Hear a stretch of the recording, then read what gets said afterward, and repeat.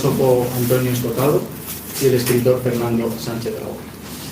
Pero antes de nada, me gustaría agradecerles tanto a Fernando como a Antonio que hayan podido cedernos parte de su tiempo, y también al SOLAF y, por supuesto, a la tarea de promoción por parte de la emboscadura de su hijo Jorge Escotado. Pero sobre todo quiero dar las gracias a todos vosotros por haber podido venir hasta aquí, porque sin vosotros no podría haber sido posible. Así que muchas gracias y espero que disfrutéis.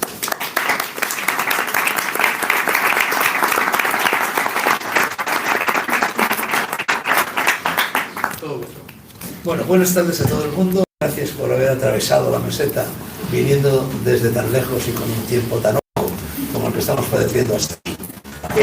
Bueno, yo ante todo me gustaría decir que, como siempre, Diego ha dicho que eres filósofo, también es escritor, y de mí ha dicho que soy escritor, también soy filósofo. Bueno, decía que los filósofos o los escritores, cuando escribimos o cuando hablamos, yo creo que estamos haciendo siempre tres cosas. Una, generalizar. O sea que os ruego que tengáis en cuenta que estamos generalizando, lo cual es inevitable, porque no se puede opinar sin generalizar. Segundo, quien generaliza exagera. O sea que también vamos a exagerar seguramente en nuestras opiniones. Y tercero, vamos a citar, porque a estas alturas de la historia de la cultura, de la literatura y de la filosofía universal, prácticamente ya casi solo se puede citar. Dicho esto, bueno, yo me siento un poco obligado a tomar la palabra en primer lugar, porque cuando Diego me sugirió la posibilidad de realizar estos encuentros, yo le dije, me parece una iniciativa verdaderamente saludable, y el primer encuentro sería perfecto que fuera entre mi viejo amigo Antonio Escotado y yo. ¿Por qué? No solo por esa vieja amistad que nos une y que nos va a unir hasta el último momento de nuestros días, que quizá no sea muy lejano, sino porque yo le dije a Diego, mira, Escotado y yo somos, refiriéndome a una célebre novela de Voltaire que se llama Cándido, somos como Pangloss y Cándido. Me gustaría un poco explicar esto, porque el otro día, en una charla similar a esta, se me ocurrió preguntar a la gente por Cándido y por Pangloss y por Voltaire, y prácticamente nadie sabía nada. Con esto yo no quiero poner en duda vuestra cultura, pero a lo mejor no todos sabéis quién es Pangloss y no todos sabéis quién es el Cándido de Voltaire. Entonces, ¿por qué veo en Escota la figura de Pangloss y por qué veo en mí, en cambio, la figura del Cándido? Bueno, Voltaire escribió esa novela cuya paternidad nunca aceptó, pero que, en fin, se sabe a ciencia cierta que era suya. Creo que fue en 1753. Es el momento en el que la filosofía europea en gran medida está dominada por Leibniz. Leibniz era un veterano optimista que decía bueno, que el sistema del universo, el sistema del cosmos, reina en él la armonía preestablecida, que el mundo es el mejor de los mundos posibles y que por lo tanto todo va a ir constantemente a bien, a mejor en la historia de la humanidad. Dentro de esa atmósfera de optimismo generalizado, que en definitiva caracterizó el movimiento que se llamó Ilustración en Francia, no solo en Francia, sino con la Revolución Francesa, bueno, pues en un determinado momento Voltaire, que era, bueno, el otro polo de Rousseau creía en el contrato social, Rousseau creía en la bondad natural del ser humano, en fin, el famoso buen salvaje y todas estas cosas, Voltaire en cambio no. Entonces Voltaire escribió, era todo lo contrario en realidad, entonces Voltaire escribió esta fábula, Cándido, donde nos cuenta la historia de un filósofo que evidentemente, bueno, es Leibniz, que es Pangloss. Pangloss es el filósofo del optimismo universal, todo va de viento en popa, el mundo va a progresar constantemente, etc. Eso que ahora se evidencia en esa frase tan popular que dice, otro mundo es posible. Evidentemente Voltaire no creía que otro mundo fuera posible, y Rousseau en cambio sí lo creía. Entonces Pangloss, bueno, llega a ser, es un filósofo de gran predicamento, tiene discípulos por aquí y por allá, y uno de sus discípulos preferidos es este joven Cándido, cuyo nombre lo dice todo, que se cree a rajatabla, en fin, estas dosis de optimismo que le está transmitiendo Pangloss, y que se dedica a ir por el mundo, a vagar de aquí para allá, llega incluso a América, a Surinam, a Buenos Aires, a Paraguay, y en fin, a otras partes menos remotas del mundo, y se va dando cuenta poco a poco de que no vivimos en el mejor de los mundos posibles. Se va topando por todas partes, bueno, con el abuso, con la explotación, con la violencia, con la mentira, con la falsedad, con la corrupción, en fin, lo que suelen ser los males habituales en la condición humana.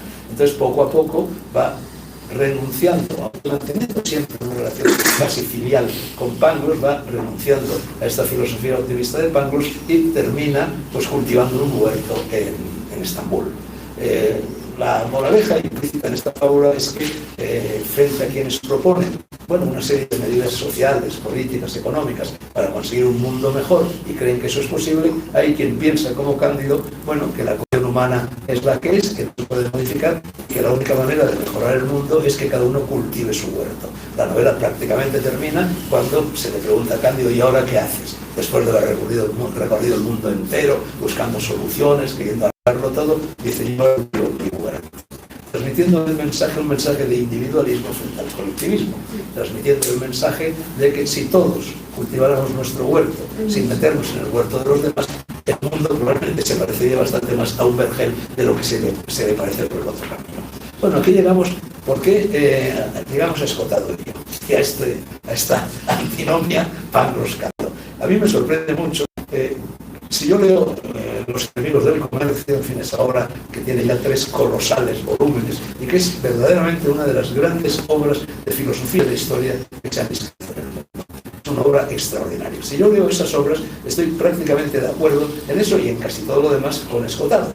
El análisis certero, minucioso, que Escotado lleva a cabo de la historia universal bajo ese título de Los enemigos del comercio, yo estoy totalmente de acuerdo con ese análisis. Prácticamente, bueno, mi complicidad ideológica, mi complicidad intelectual, mi complicidad moral con Escotado ha sido prácticamente total y llevamos ya 40 años de estas puestas. Sin embargo, ese análisis, que es el que hago yo también, a Escotado lo conduce a una visión panglosiana, una visión optimista que le lleva a pensar que efectivamente todo va para bien y que todo va a salir a flote de los percances que está sufriendo, y en cambio a mí me lleva a la conclusión exactamente contraria. Él es un optimista y yo soy un pesimista. Entonces yo me pregunto, ¿cómo es posible que siendo los dos tan parecidos caracterológicamente, vitalmente, etcétera, etcétera, y llegando en nuestros análisis, en fin, a conclusiones, pues no, a conclusiones no, en fin, analizando de una forma muy parecida a las cosas, él desde luego de un punto de vista más filosófico, un punto de vista más literario, ¿cómo es posible que sin embargo nuestras conclusiones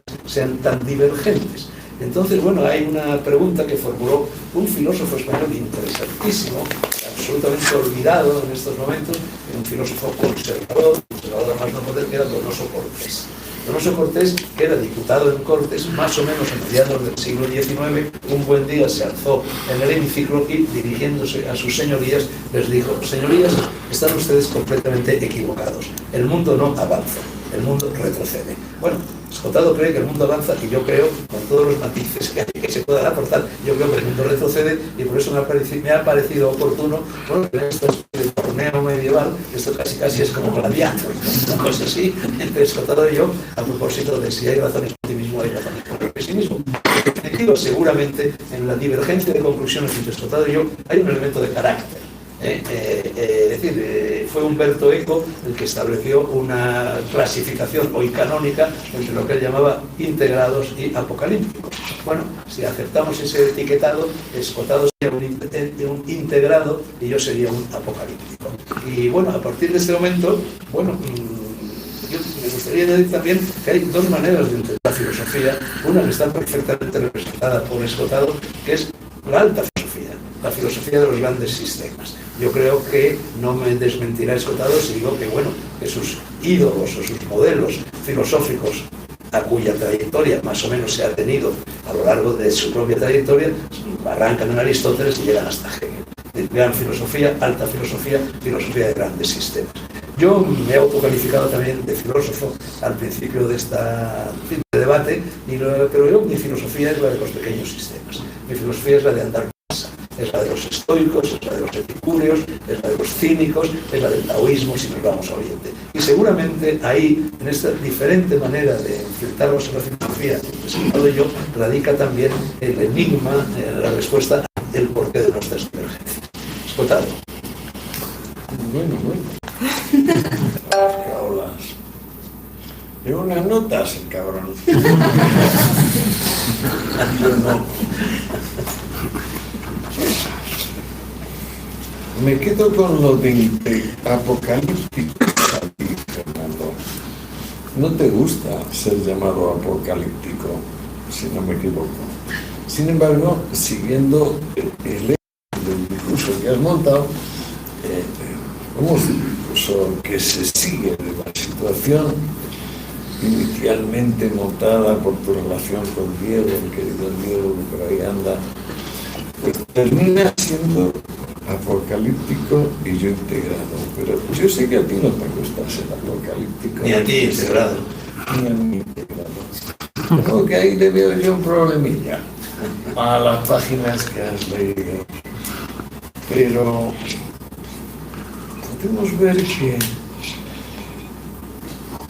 el universo, quizá todo el mundo está de acuerdo en que parte del fuego primordial, lo podemos llamar fuego primordial, y eso explica que el ser sea hacer, que sea una ilusión. Cualquier deseo, Dios mío, de que las cosas buenas se prolonguen, las cosas malas se abrevien, y la vida consista pues en los buenos ratos que por ejemplo pasamos tú y yo en nuestra relación de mutuo reconocimiento, en el respeto de unas personas con otras, y que algo nos turba, que de repente aparecen elementos, factores, no estamos seguros, nosotros y los demás. Es que aquí no cambia el fuego primordial. Si el ser es hacer, es porque debajo de todo está el fuego primordial. Fuego primordial. Fuego en griego se dice pir, la raíz de pureza, purificación, purificación. El fuego todo lo cambia y todo lo unifica, dice Heráclito. Lo tengo fresco, a Heráclito le pega un repasazo en los últimos 6 meses que no te cuento. Llegué a aprenderlo casi en memoria a través de los fragmentos, siempre con la misma intención de restablecer el libro perdido y de decir, no, esto pertenece al capítulo 5 y esto al 2 y tal.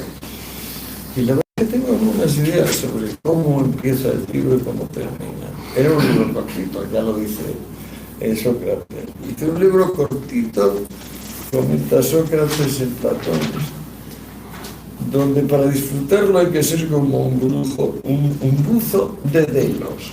En Delos buscaban perlas y ya tenían un sistema relativamente parecido al que tenemos nosotros. Y bueno, tenían que irse a lo profundo, y yo creo que lo que Heráclito hizo fue coger el griego antiguo y entonces de esa lengua que era tan vivaz, que podía expresarlo todo, como tenía un oído muy sensible para sentidos implícitos, y una palabra como logoi, en plural, en Homero, es pues dichos junto al fuego, decires, ocurrencias en el hogar. El tío dice logos, lo pone en singular, dice lo común, que cada cual pretende que es su privado entender. Claro, cambia todo y sin embargo la palabra es la misma. Incluso puede haber un pequeño cambio del plural oí al singular oíse, o singular. ¿A qué viene esto? A que el fuego primordial, donde todos estamos de acuerdo, que hace que el ser sea una ilusión y que en realidad lo verdadero sea la acción, y que la acción es la inquietud, que no hay manera de estar quieto, que no hay manera de que nada se quede donde está, sobre todo cuando está donde debe estar. Pues bueno, hay como 2 versiones, y aquí nos vamos ya a Pangloss y a Cándido. A mi juicio, porque Cándido no ha entendido a Pangloss, y mejor dicho, porque Voltaire no ha entendido a Leibniz, y entonces lo ridiculiza en forma de Pangloss. ¿Dónde está el malentendido? En que el fuego primordial se puede concebir como un deseo lo bastante jodido como para que dentro de su agitación general, dentro de su inquietud, le da la jodida casualidad de estar inmerso en venas de dura piedra. Y entonces, que es una cosa cambiante, pero que a pesar de los pesares, de ser una cosa cambiante, está inmerso en algo de todo lo contrario al cambiante. O sea, allí es piedra calcárea, allí es roca caliza, en el otro sitio es titanio, en el otro sitio es hierro.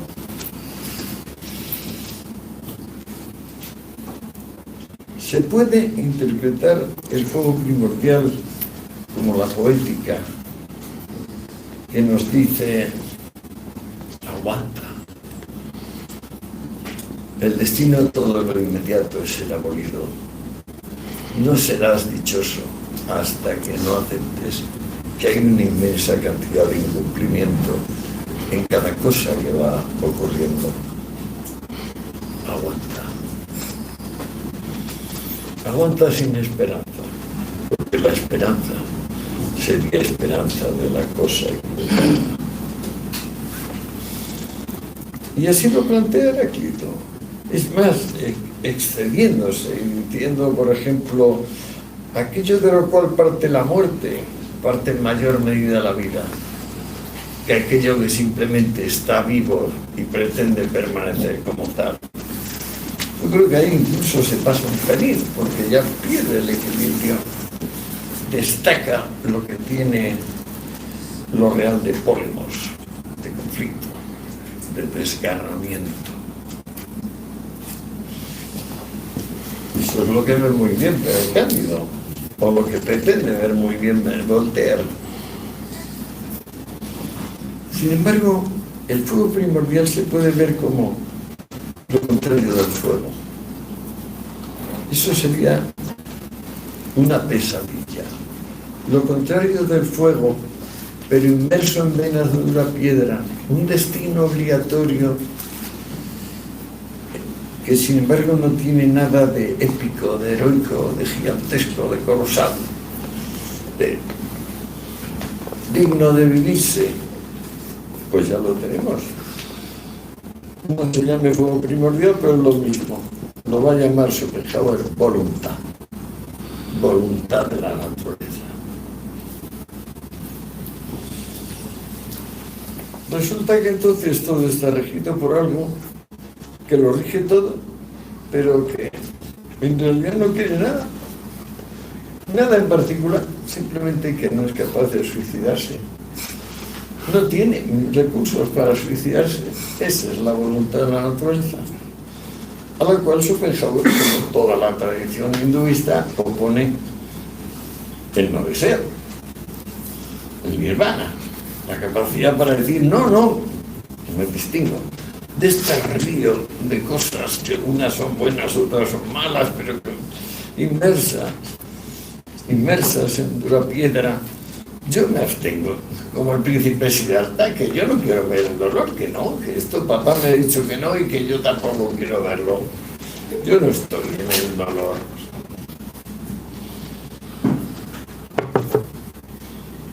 Bueno, dos versiones del fuego. La de la voluntad, que manda tanto como el fuego y transforma tanto como el fuego, pero en realidad se concibe desde un yo, el yo de Schopenhauer. El logos, Pir, el fuego, el destructor, Polemos, la guerra, la fiereza, el dolor. ¿Se fijan ustedes? Gran parte de los pensadores que no les gusta la metafísica como disciplina autónoma, es decir, por ejemplo, un matemático que no le gusta la geometría, pero le encanta la álgebra, y otras zonas de la matemática, gran parte de los pensadores que no soportan la metafísica son partidarios de Schopenhauer. Estoy hablando de pensadores de Nietzsche, contemporáneamente Sartre. Les gusta pensar las cosas en términos de Schopenhauer. una voluntad. Tan igual que lo único que desea, pero no sabe qué desea y sobre todo no es capaz de pararse. Y engendra un universo interminable. ¿Por qué demonios estos pensadores que son pensadores no se atienen a las reglas de cálculo que tiene estudiadas y desarrolladas la metafísica? Ahora me pregunta Fernando, ¿cuáles son esas reglas de cálculo que tiene establecidas la metafísica a la hora de pensar lo real en abstracto? Contesto, las reglas de inferencia de la lógica. Por ejemplo, que de una partícula no se deduce nada, simplemente, y que de una universal afirmativa puede deducirse todo.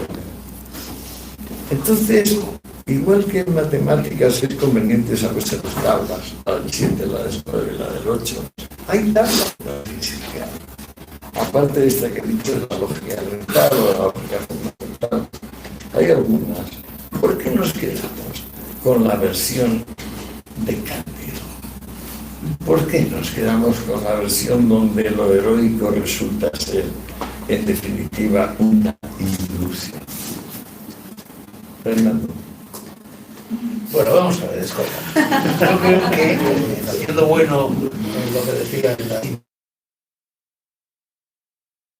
las ramas y los cerros de Úbeda de la alta filosofía.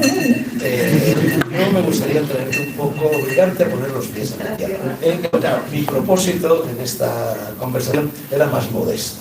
No quería irme al Pantarrey, al Heráclito, no quería irme tal lejos. Quería venir a las cosas concretas que nos están rodeando, que no son abstractas, aunque tengan, por supuesto, una dimensión abstracta, y que son las que nos permiten, bueno, encontrar motivos de optimismo o de pesimismo en la realidad inmediata.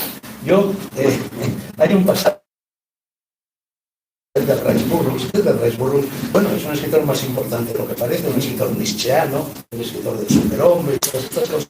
Hay un pasaje en la primera novela, Tarzán de los monos, en la que seguro que todos lo recordaréis, quizá no por la lectura, sino por las películas, en la que llega al fin a ese lugar de África y no donde está Tarzán de los monos, y que ya ha crecido, que ya más o menos ha llegado a una cierta edad razón, donde aparece Jane, la que va a ser la chica, que se va a casar, la que se va a enamorar, que llega allí acompañando a su padre, que es un zoólogo, un eminente naturalista. Y hay una escena genial en la novela en la cual se ve al naturalista, este sabio distraído, que está atravesando un calvero de la selva, perseguido a grandes zancadas por un león dispuesto a comérselo. Y él sigue enfrascado así en el Heráclito, en todas estas cosas, en los cerros de Úbeda de la zoología. Viendo la escena del lindero del bosque, él le grita: papá, papá, un león. Y papá sigue enfrascado en sus pensamientos, ajeno por completo a lo concreto que es el león. Hasta que ya llega un momento en que el león está tan cercano a Jane que Jane sale corriendo desde el borde del bosque, se acerca a su padre, lo agarra por el hombro y le dice: papá, papá, un león, un león. Y su padre se vuelve a ella y le dice: no te preocupes, tu linda cabecita con tan abstrusos problemas. Yo en estos momentos, Escota, un poco como Jane viendo como un león está dispuesto a zamparse, bueno, prácticamente el sentido común, para decirlo de una sola manera. Uno abre el periódico por las mañanas, o pone un telediario, o escucha un programa de radio, y verdaderamente se queda, o al menos yo, me quedo asombrado ante los disparates de todo tipo que continuamente están salpicando la sociedad actual, lo cual indudablemente a mí me lleva a pensar efectivamente. De ahí mi pesimismo. Hay, curiosamente, bueno, hay un cuadro de Rafael celebérrimo que está en las estancias de Rafael en el Vaticano, que es la Escuela de Roma.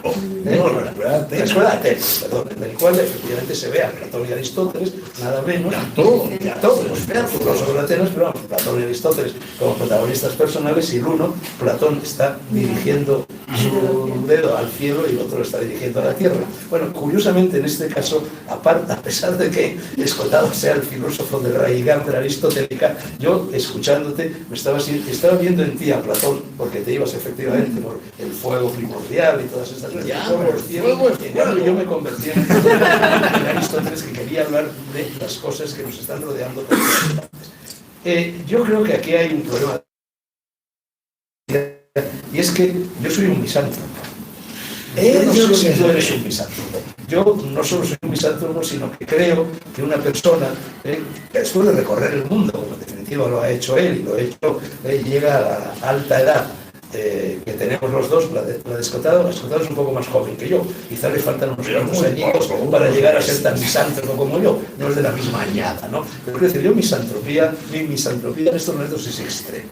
Quiero decir que, de la misma manera que es indiscutible que el hombre ha avanzado desde Cromañón, desde Neandertal, desde el primer simio que se bajó del árbol y se irguió, ha recorrido en el terreno de la tecnología, y en el terreno, en fin, los avances científicos, un camino extraordinario, sin embargo, en el terreno de la conducta. En definitiva, seguimos siendo hombres de las cavernas. No se ha avanzado lo más mínimo y de hecho uno lee los clásicos que se remontan a Grecia, que se remontan a Roma, incluso antes, y uno se encuentra exactamente con los mismos problemas con los cuales nos podemos topar en una serie de televisión, en una novela muy parecidos. Muy parecidos. Siempre están verdes hace tiempo por eso. Bueno, pero entonces yo digo, ¿por qué se ha avanzado tanto en lo exterior y en cambio por qué se ha progresado o se han modificado tampoco las cosas en lo interior? Bueno, y ahí llega mi misantropía. En el hombre hay dos grandes vectores que son la naturaleza y la historia. Todos somos la naturaleza y la cultura. Todos somos, a estas alturas de la película, simultáneamente naturaleza, porque no podemos renunciar a la naturaleza. Si renunciamos a la naturaleza, nos morimos sencillamente y al mismo tiempo somos el producto de siglos, milenios, etcétera, de cultura, de religiones, de doctrinas, de filosofías, etcétera. Estamos siempre hay quien lo quite. Y yo continuamente, a medida que voy avanzando en el tiempo y que voy envejeciendo, juro no ser depredador, el clima es ese mundo magnífico de Leibniz y que tú mismo propugnas o que tú mismo defiendes, por el cual tú mismo crees. No, es que yo ni creo ni propugno, yo simplemente a lo mismo, al mismo fenómeno que te vuelvo a proponer de que el ser es hacer. Y eso es colosal, eso es una enormidad. Eso quiere decir que todos nuestros esfuerzos por vivir tranquilos, por disfrutar, son mediados. Me alegra, Escota, que pronuncies el verbo hacer, porque precisamente ese verbo está íntimamente unido a mi visión pesimista del ser humano. Yo siempre digo que hay dos clases de personas, las que dicen que van a hacer y las que hacen. Y la mayor parte de las personas que yo veo a mi alrededor dicen que van a hacer y nunca hacen. Siempre se quedan en el pre-hacer. ¿Y dónde le pones a mí? No, a ti te pongo entre los que hacen, por supuesto. ¿Cómo no te voy a poner? Con la colosal obra que has desarrollado desde la historia general de las drogas hasta el montón de títulos que nadie conoce de alta filosofía dedicados a Hegel y a temas así, a temas abstrusos, hasta llegar a esta colosal Los enemigos del comercio, que realmente es una de las más hercúleas tareas intelectuales a la que yo me haya enfrentado nunca. Así que aquí yo te coloco en el mundo del hacer, y a mí también me coloco en el mundo del hacer, pero la mayor parte de la gente no es así. La mayor parte de la gente no hace, dicen que van a hacer y se quedan siempre y se mueren antes de haber empezado a hacer las cosas. Los latinos, con esta magnífica capacidad del adagio que habían latido, decía age quod agis, haz lo que estás haciendo. Que el día tiene 24 horas y que tú no puedes estar diciendo que vas a hacer si esas 24 horas no usan ni un minuto durante años y años en hacer. Pero, ¿qué es lo que cuando Cándido dice, le preguntan ¿qué haces? Dice, cultivo mi huerto. Está haciendo algo. Sí, está plantando una berenjena. En cambio ahí, Pangloss no. Pangloss está hablando de flores y pajaritos. Es que Pangloss es una versión deformada de Heráclito. Sí, es una caricatura, cierto. Es una caricatura de Heráclito. Si le tomas en serio a Pangloss, lo que diría Pangloss es acepta la muerte, acepta el dolor, acepta la desolación como le ves. De esa misma moneda que es el cumplimiento, la alegría. Pero es lo que hace ese Siddhartha que tú has citado cuando se da cuenta de que el dolor... No, pero ese más bien dice, no quiero ver el dolor del mundo, no quiero ver el no ser, voy a abstenerme del deseo. Yo creo que hay que cumplir los deseos antes que abstenerse de los deseos. Tú lo has hecho y yo también. Pero cuando Siddhartha se convierte en Buda, decide renunciar a los deseos, pero se convierte en Buda precisamente cuando se da cuenta de que existe el dolor, de que existe la muerte y de que existe la enfermedad. Hombre, es que como lo habían tenido aislado, acuérdate de todo eso, porque era el hijo del príncipe y le habían impedido ver que la gente envejecía y se moría y sufría y todo esto. Bueno, y a ti no te tenían pasa en lo mismo que a algodones. Siddhartha cuando sale del entorno de su reino, Claro, y luego que- se enfada que muchísimo sales y al se mundo queda debajo del y árbol. ves baña. dolor, muerte y enfermedad por todas Claro, partes, se queda como lo debajo veo del yo. árbol y dice, aquí no me muevo hasta que o Aquí me tenemos muera fama o de encuentre pícaros. una A ver, si salida. te compras un vestido Según la de versión de Hess, ¿no? Yo no sé si coincide realmente con la realidad histórica, pero Claro, tampoco, legendaria, por supuesto. tampoco importa mucho en este caso. La cosa es que ser pesimista es ser conservador, y ser conservador es ser antiliberal. ¿Me explico? El liberal tiene que estar abierto. El que ama la libertad sabe que todo está incumplido y que, bueno, por la misma presión del hacer sobre el ser, está obligado a decir sí a lo que va pasando. O cuidado, cualquier cambio irá a peor. Nuestro más grande poeta, Jorge Manrique, es el prototipo de que cualquier tiempo pasado fue mejor. Y a él le respeto tanto, le quiero tanto, ha sido tan una cicatriz en mi alma que nunca me quitaré eso. Y siempre seguiré pensando que cualquier cambio va peor. Pero esto en privado, esto no... Si está en la tele, que lo borre. Eso contradice de cuajo. Por eso, pero esto es en privado. Esto es en privado. Te iba a citarlo de por qué todo el mundo cree que cualquier tiempo pasado fue mejor. ¿Por qué? ¿Por qué existe esa especie de imperativo categórico en la humanidad? Porque yo creo que la respuesta En los es años 40 o 50 decía, uy, lo real en la República. No, es que lo real es siempre superior a lo posible. Y entonces el tiempo futuro es mero posible, es mero poder ser, mientras que el pasado es ser sido, es decir, es doble, es un clavo hundido hasta el fondo en la pared, bien remachado. Esa es la única razón a mi juicio, y por lo tanto Manrique se equivoca en el fondo, acierta en la superficie. Y esa es la herencia que llevamos, y más en nuestro pobre país, Fernando. Y cada vez que nos acerquemos más a nuestro país, más sentido tendrá nuestra conversación sobre el pesimismo y el optimismo, porque es el optimismo y el pesimismo sobre la España de hoy. La España de hoy mismo, de esta semana. ¿Qué vamos a hacer? Yo he dicho varias veces, yo me siento raptado en este país que se había vuelto a votar, a pesar de todas las cosas extrañas de las votaciones, porque ¿cómo va a tener tu voto el mismo valor que el de un loco como el del, Barbián, no, Rufián? ¿Cómo va a tener el mismo valor? Pues lo tiene. Y yo estoy dispuesto a dejarme el pellejo para que lo siga teniendo. Simplemente porque lo veo el mal menor.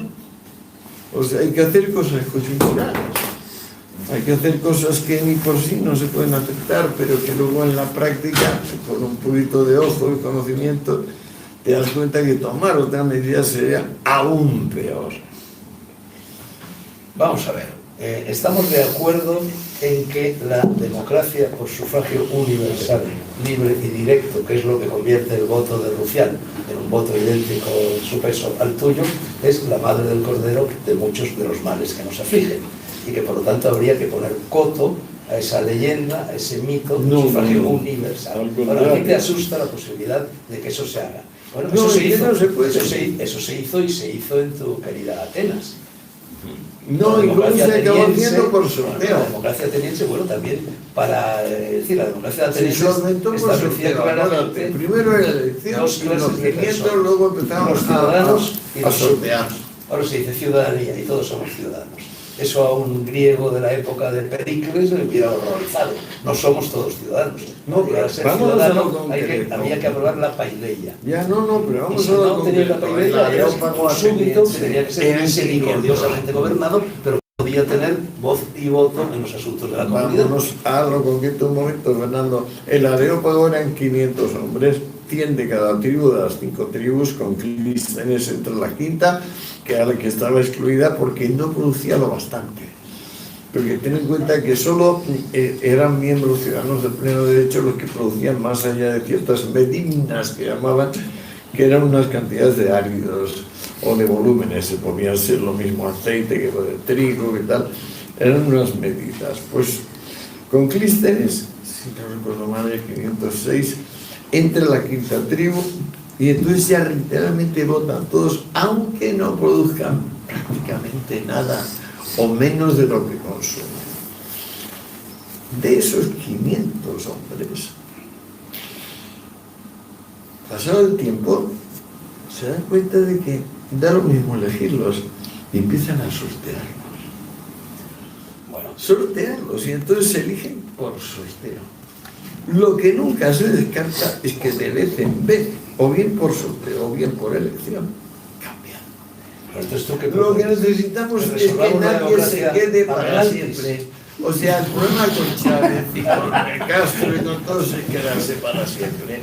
O sea, que aquí cada 4 años alguien Pero lo que tú cambia. estás denunciando ahí no es más que el mecanismo entrópico, el mecanismo degenerativo de todo sistema que tiende a empeorar. Y esa corrupción de la inicial democracia griega, que parecía bastante lógica en su planteamiento selectivo respecto a las posibilidades de ser o no ser ciudadano, poco a poco se va corrompiendo a lo largo de la historia, aparece, desaparece, reaparece, llega a la culminación del No, camino.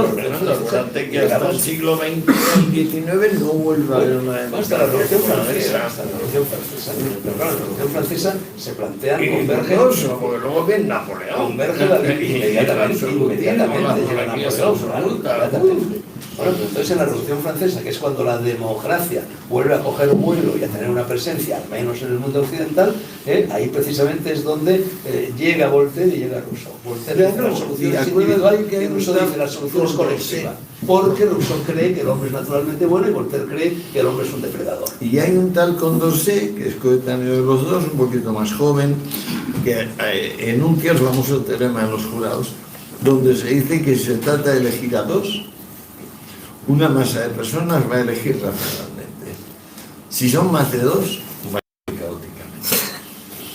Y ese teorema sigue vigente hoy en la teoría política, es el teorema de Condorcet. Bueno, entonces tú crees que del caos en el que actualmente se ha convertido la democracia va a surgir el orden. No, lo más Pues, curioso es es que aquí es justo lo contrario de Condorcet, porque ahora en España, de lo que se trata, a mi juicio, dime tú si estás de acuerdo, es de acabar con el bipartidismo, con el sistema de turno que establecieron Sagasta y Cánovas hace 120 o 130 años. Han pasado muchas cosas. Ha habido la guerra civil, ha habido luego la dictadura seguida de dictadura blanda, la transición, los dos gobiernos de Zapatero, las inutilidades de Rajoy. Estamos ahora en un momento donde a mi juicio hay que romper el bipartidismo, lo cual es siempre muy arriesgado, pero como ha sucedido ya en Francia, ha sucedido en Italia, y bien pudiera suceder en otros países, tenemos que romper el bipartidismo respetando siempre las reglas de la democracia. ¿Por qué los liberales estamos abiertos? Porque somos liberales. ¿Por qué los conservadores son pesimistas? Porque son misantrópicos. ¿Por qué no soy misantrópico yo? Pues porque soy misantrópico de puertas adentro, pero no de puertas afuera. De puertas afuera tengo que colaborar con mi vecino. Mi confianza en el ser humano ha ido disminuyendo fuertemente con el paso de los tiempos. Cada vez tengo más vergüenza de ver que las personas no usan su tiempo en este. Y eso para mí las hunde, pero sin embargo eso me lo quedo para adentro, eso no le importa a los demás. Yo tengo que colaborar al cuerpo civil con algo positivo, y algo positivo es decir, estudien señores, voten, sean libres, aunque de puertas adentro tenga una sensación un poquito más amarga. Bueno, aquí poco debate va a haber, porque a mí me pasa exactamente lo mismo. Es lo que soy totalmente liberal y conservador, pero hago lo que puedo, con mis libros, con mis encuentros elusinos, con estas cosas, pero al mismo tiempo me doy cuenta de que eso que yo hago no va a servir de mucho. que las cosas siguen yendo cada vez peor, cada vez peor, cada vez. Pero hay que confiarme a esta gente que guapos son y que Sí, jóvenes. pero en definitiva somos 4 gatos. Y bueno, la persona singular soberana está mucho más allá del Eso es lo número. que yo digo precisamente.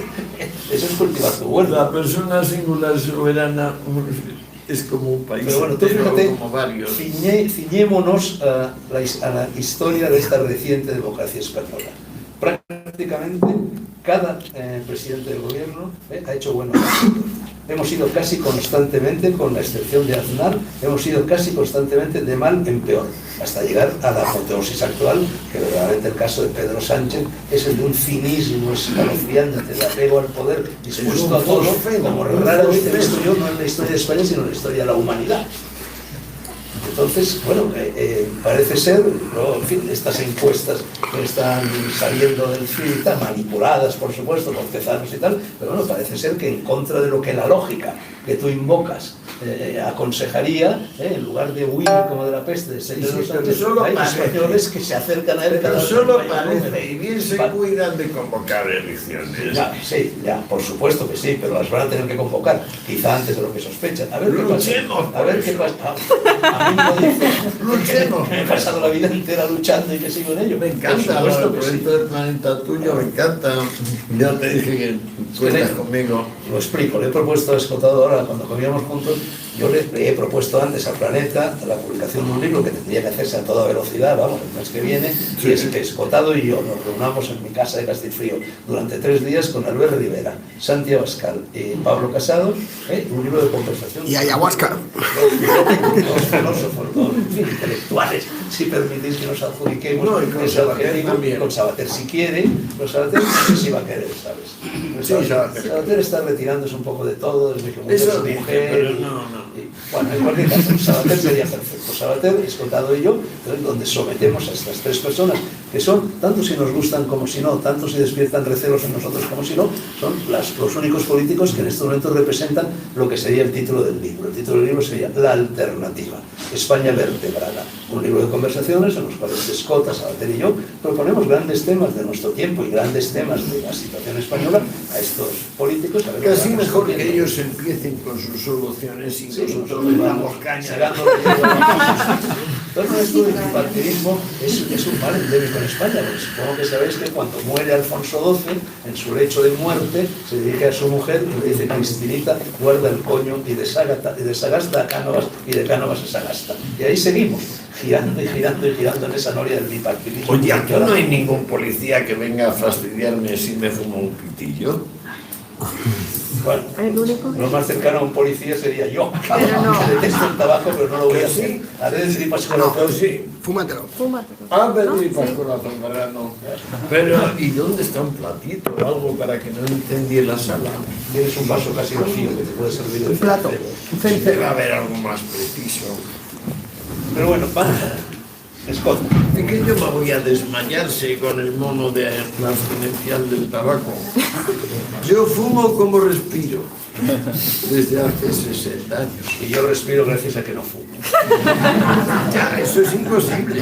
El que no fumar es posibilísimo. No, porque si soy mi caso, tú no puede existir el tuyo es solo verbal, el mío es real.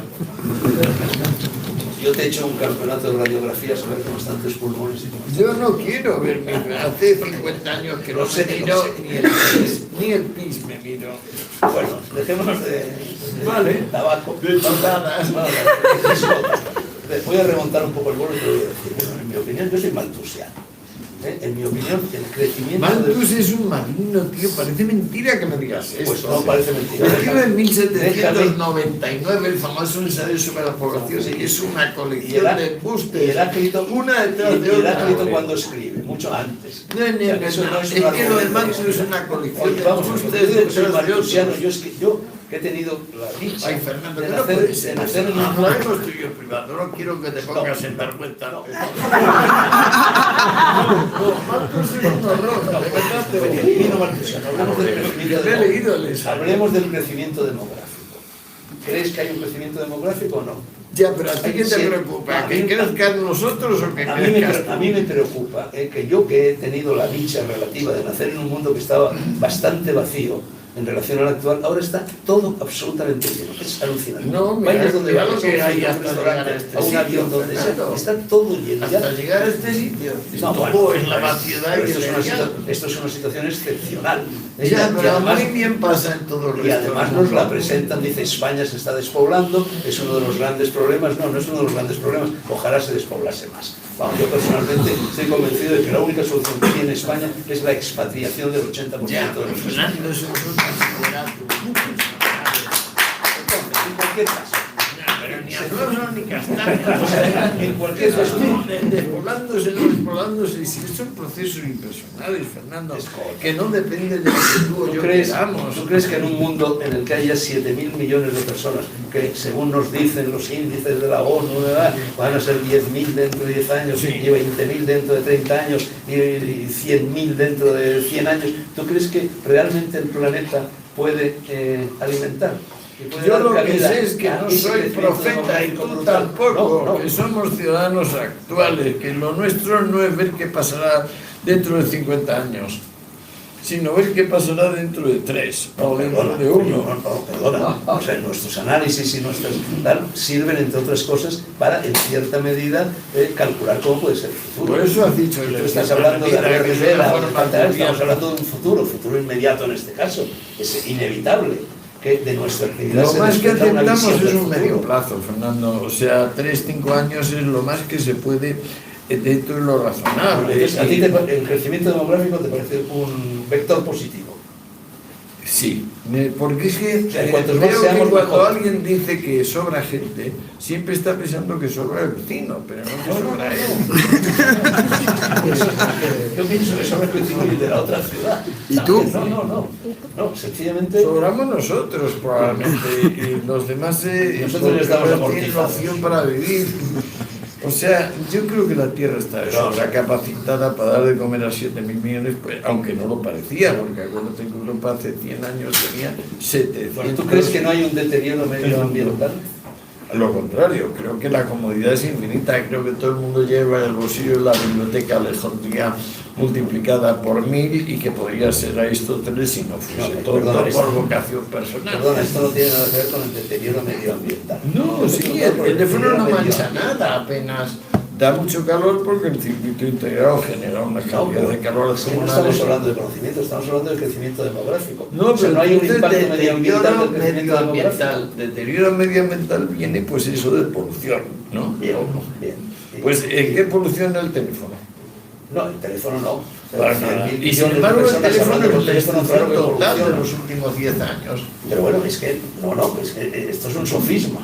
Lo que A ver, estoy ¿por diciendo, qué? porque no estamos hablando del teléfono, estamos hablando de las personas que manejan el teléfono. Ya, Por supuesto pero es que las lo que personas ha hecho manejan el mundo teléfono, del si cada mundo- vez hay más personas, están produciendo un deterioro evidente, al menos No, para si el la medio ambiente. tragedia Y es si que llega el un momento en teléfono que el no medio se usa para lo que podría usarse, pero el teléfono en sí no evoluciona y sin embargo rompe la distancia. Al romper la distancia hace que todos los seres humanos estemos unidos tan íntimamente como si fuéramos amantes abrazados. Perdóname que disienta. A mí me encanta la distancia. A mí me encanta la sensación de distancia. Ya, pero eso una ya viene añoranza más la parte extraordinaria de diaria. cuando en Madrid, para ir del barrio de Salamanca en el que yo vivía a Carabanchel, era como subirte a la diligencia de John Ford. Era una aventura fantástica. Ya, pero sigue siendo literatura, cine, poesía, tal. No, ¿y qué? ¿Y qué Ya, tienes pero contra la cuando hablas literatura y de la poesía? deterioro medioambiental. No, señor, yo cuando cogía un tren de los viejos tiempos, una tercera de los viejos tiempos en la época de Franco, en aquel viaje te pasaba de todo. ¿Por qué? Entre otras cosas porque había tiempo y espacio, había tiempo y distancia. ¿No prefieres ir en nave? No, detesto el ave. Ir en ave es como el avión. No No huele te a creo, nada. no Ya hay te unas creo. azafatas. Creo Pues que en créeme, una parte te doy tuya mi palabra lo de honor. dices, Detesto pero el no ave. lo Laura, crees. detesto el ave, sí o no. No, es que no te creo, simplemente te conozco y sé que eso que dices es hablar, No es verdad, que yo ahora ya no lo puedo hacer porque no existe. Yo hasta hace muy poco, cuando iba a una estación a comprar un billete de avión, le decía a la taquillera, deme el tren más lento que haya. porque no tengo prisa. Y de turista en avión en vez de business. No, y prefiero, hombre, ya puesto si subiera a un avión, cosa horrible de por sí, por supuesto que prefiero ir en business. Es más, yo me quedaría a vivir en un business. Ideal de vida. Estás ahí, unas butacas maravillosas que se transforman en camas, tienes Trabajar media hora que lo revistas, limpian y películas, vuelves otra vez. champán, buena comida, una azafata bonita que te la Y las ventanas. y aquí sobre todo estás aislado del mundo. ¿Qué No decir? estoy en contacto con esos semejantes que tanto te gustan a ti, y que gracias al teléfono puedes encima, más promiscuo todavía, estar en contacto con un tío que está en Pekín. No, pero te vas a dar cuenta No que deseo tú de estar tienes en contacto móvil, yo con- no. Debo No, ser el perdona, único que no. no tengo. ¿Dónde está mi móvil? Enseña mi móvil. Ah, Yo no tengo, sé dónde no, está. tengo un móvil antediluviano, Antiguo. que es un teléfono filosófico, porque Pues me da, ni me eso. da recados con 3 meses de retraso. Ahora De los antiguos. como te contará Jorge, mi hijo, yo me tiro 10, 12 horas con la pantalla del ordenador informándome. O sea, entro en las redes, entro en YouTube, entro en todo, o sea, pesquiso antes de ponerme a escribir Y te sobre informas lo mío. seguro, todo lo que aparece en la pantalla del ordenador es No, lo voy información viendo, fiable. como No. además hay hipertexto, eso en las letras azules, Mira. me voy llevando por las letras azules y va. acabo estudiando, como he dicho muchas veces, por ejemplo, con la aviación de los cañones ingleses en el 18, y resulta que hay 2000 Tú páginas sobre tienes, eso. sí, tú tienes las cuales hay que ver cuáles son de verdad, cuáles son de mentira. No, cuáles- venga, ¿quién va a mentir vamos a ver, de tú tienes sobre Escota, tú tienes una relación de gratitud que yo entiendo y alabo porque te honra con Internet. Tú sin Internet no hubieras podido nunca escribir Nunca. los errores. Me hubiera quedado en historia las horas, que es Yo- un nivel muy Yo, inferior. sin llegar al esfuerzo colosal de los amigos del comercio, recuerdo cuando escribí Gárgoles y Eliris. Yo cuando escribí Gárgoles y Eliris no había internet ni nada prácticamente. Es decir, yo tenía que irme a las bibliotecas, de biblioteca en biblioteca, leyendo libros, subrayándolos con lápiz, que luego lo tenía que borrar, porque estaba muy feo subrayar en una biblioteca, trabajo ya de por sí con trasladándolo a fichas y luego transportando de país en país todas estas fichas. Bueno, yo llegué a manejar 5.000 títulos de bibliografía, escribí 2.000 páginas, muy eruditas, muy sobrecargadas. Eso lo pude hacer. Pero te voy a decir, me hubiera resultado más fácil hacerlo en la era de Internet, sin duda. Pero al Pero mismo vamos, tiempo, como no, una quinta pero al parte mismo del tiempo, se hubiera beneficiado de mi trabajo. No estoy seguro, porque la propia, Bueno, ya lo dices la propia tú, no estoy dificultad seguro, de ya la está, búsqueda vale. me incitaba a perseguir cosas que quizá no hubiera perseguido. Ya, pero no estoy seguro, ya me vale. A mí, en cambio, como tú mismo dices, me ha servido vitalmente. Es lo que decía Antonio Machado: oscuro para que todos atiendan, claro como el agua, claro para que nadie comprenda. ¿Ha aumentado la cultura en España en relación a Pues sí, este grupo de gente joven No, que este tenemos grupo no es ahora España. no la tenía Este grupo es Ortega, una excepción. no la tenía Ortega en el año 20.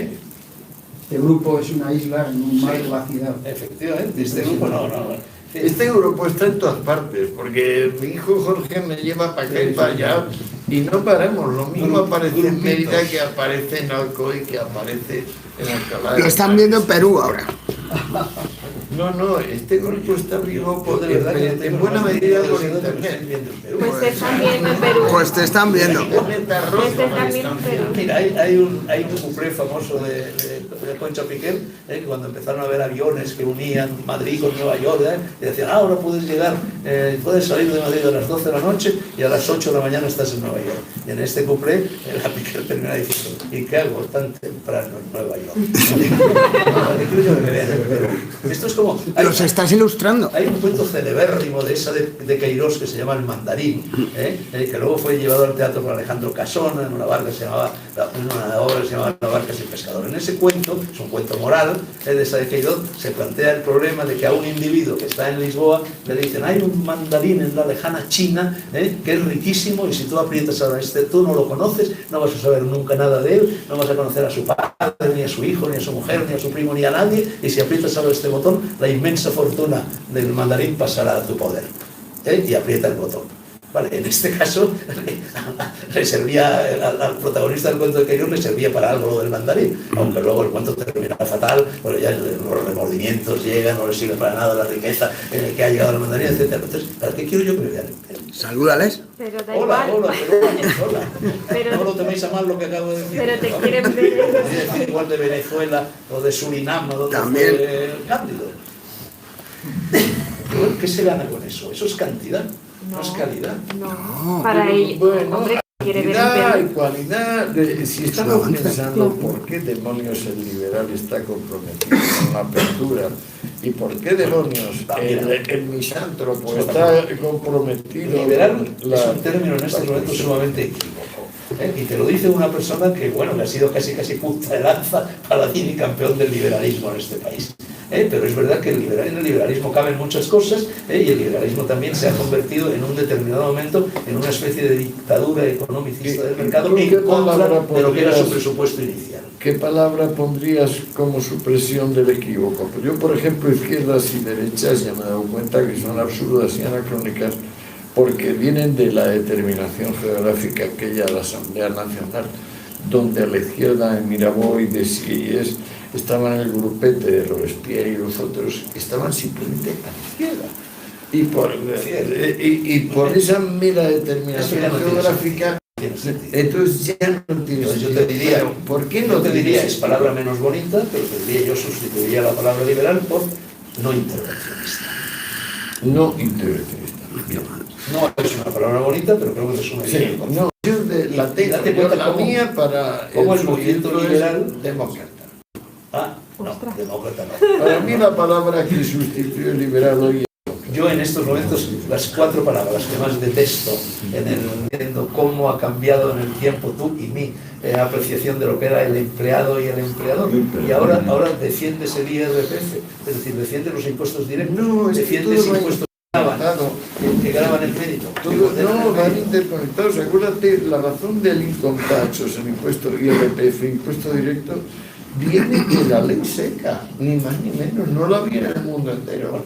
Fue al instaurar la ley seca que se dieron cuenta que se quedaban con el 32% menos de pela, que tuvieron que hacer una enmienda donde se dijo, ahora vamos a poder cobrar a la gente por lo que cobra ella. Pero venga de donde venga, hoy es lo que hoy ya, exactamente, y entonces resulta que la masa de indirectos supera o iguala a la masa de directos. ¿Existe alguna posibilidad de que la democracia por sufragio universal no se convierta en eso que en la propia Grecia se llamaba oclocracia, es decir, el gobierno de la chusma? ¿Existe alguna posibilidad de que a través de la democracia no desemboquemos en lo que hemos desembocado, que es en el pensamiento único, que refleja la socialdemocracia? ¿Qué es la socialdemocracia? La socialdemocracia no es más que la tentativa de apoderarte de la mitad del dinero que ganan los que trabajan para con esa mitad del dinero comprar el voto de los que todos son socialdemócratas. Hay que mirar las cosas con distancia, Fernando. Los de Podemos, los del PP, los de Ciudadanos, los del PSOE, todos son socialdemócratas, pensamiento único. A eso nos ha conducido la democracia. Ya, pero es lo contrario de su esencia. Pero no puede ser socialdemócrata lo mismo, señor, que no sabe diferenciar entre una acumulación real y una acumulación imaginaria de capital, como el caso de de uno que sí distingue cómo crear capital no imaginario. Pues ahí vamos a una distinción entre gente ilustrada, gente educada o patana. Claro, ya, pero eso no cambia democracia. Democracia significa que hay que pasar por esa horca caudina absurda de que vote igual un tío que analfabeto que un sabio. ¿Pero por qué? Pues porque otros sistemas permiten eternizarse en el poder coactivo a fulano o mengano. Vamos a ver. Muchas veces ese fulano es Alejandro Magno, Julio César, y vale la pena. Claro, bien, ahí va. Pero otras veces no. Bueno, pero efectivamente lo único que justifica la democracia es la posibilidad de cambiar al jefe de gobierno de una forma pacífica. Completamente. Ahora bien, completamente. sí, pero dentro de la democracia no existen las castas, no existe la dinastía. Claro no existe que sí. un Felipe González que se perpetúa en el poder y a lo peor un Pedro Sánchez Dentro que de también se un cuerpo perpetúa. sano no puede aparecer una célula cancerosa. Claro que dentro de un cuerpo sano aparece una célula cancerosa.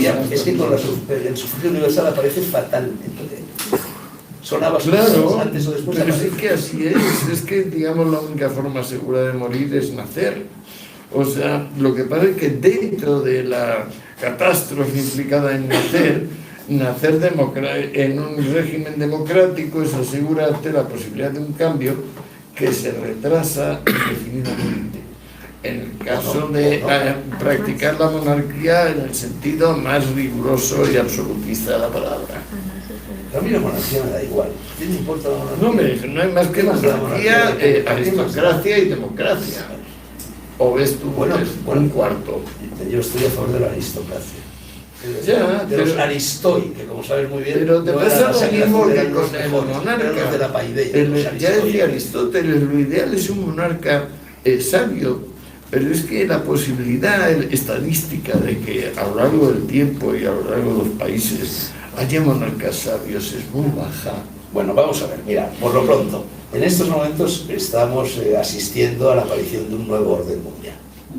Eso se dice hace 60 Sí, es años. verdad. Ahora sí, muchas cosas que se hacían hace 60 años o 600 empiezan a pasar en un determinado momento.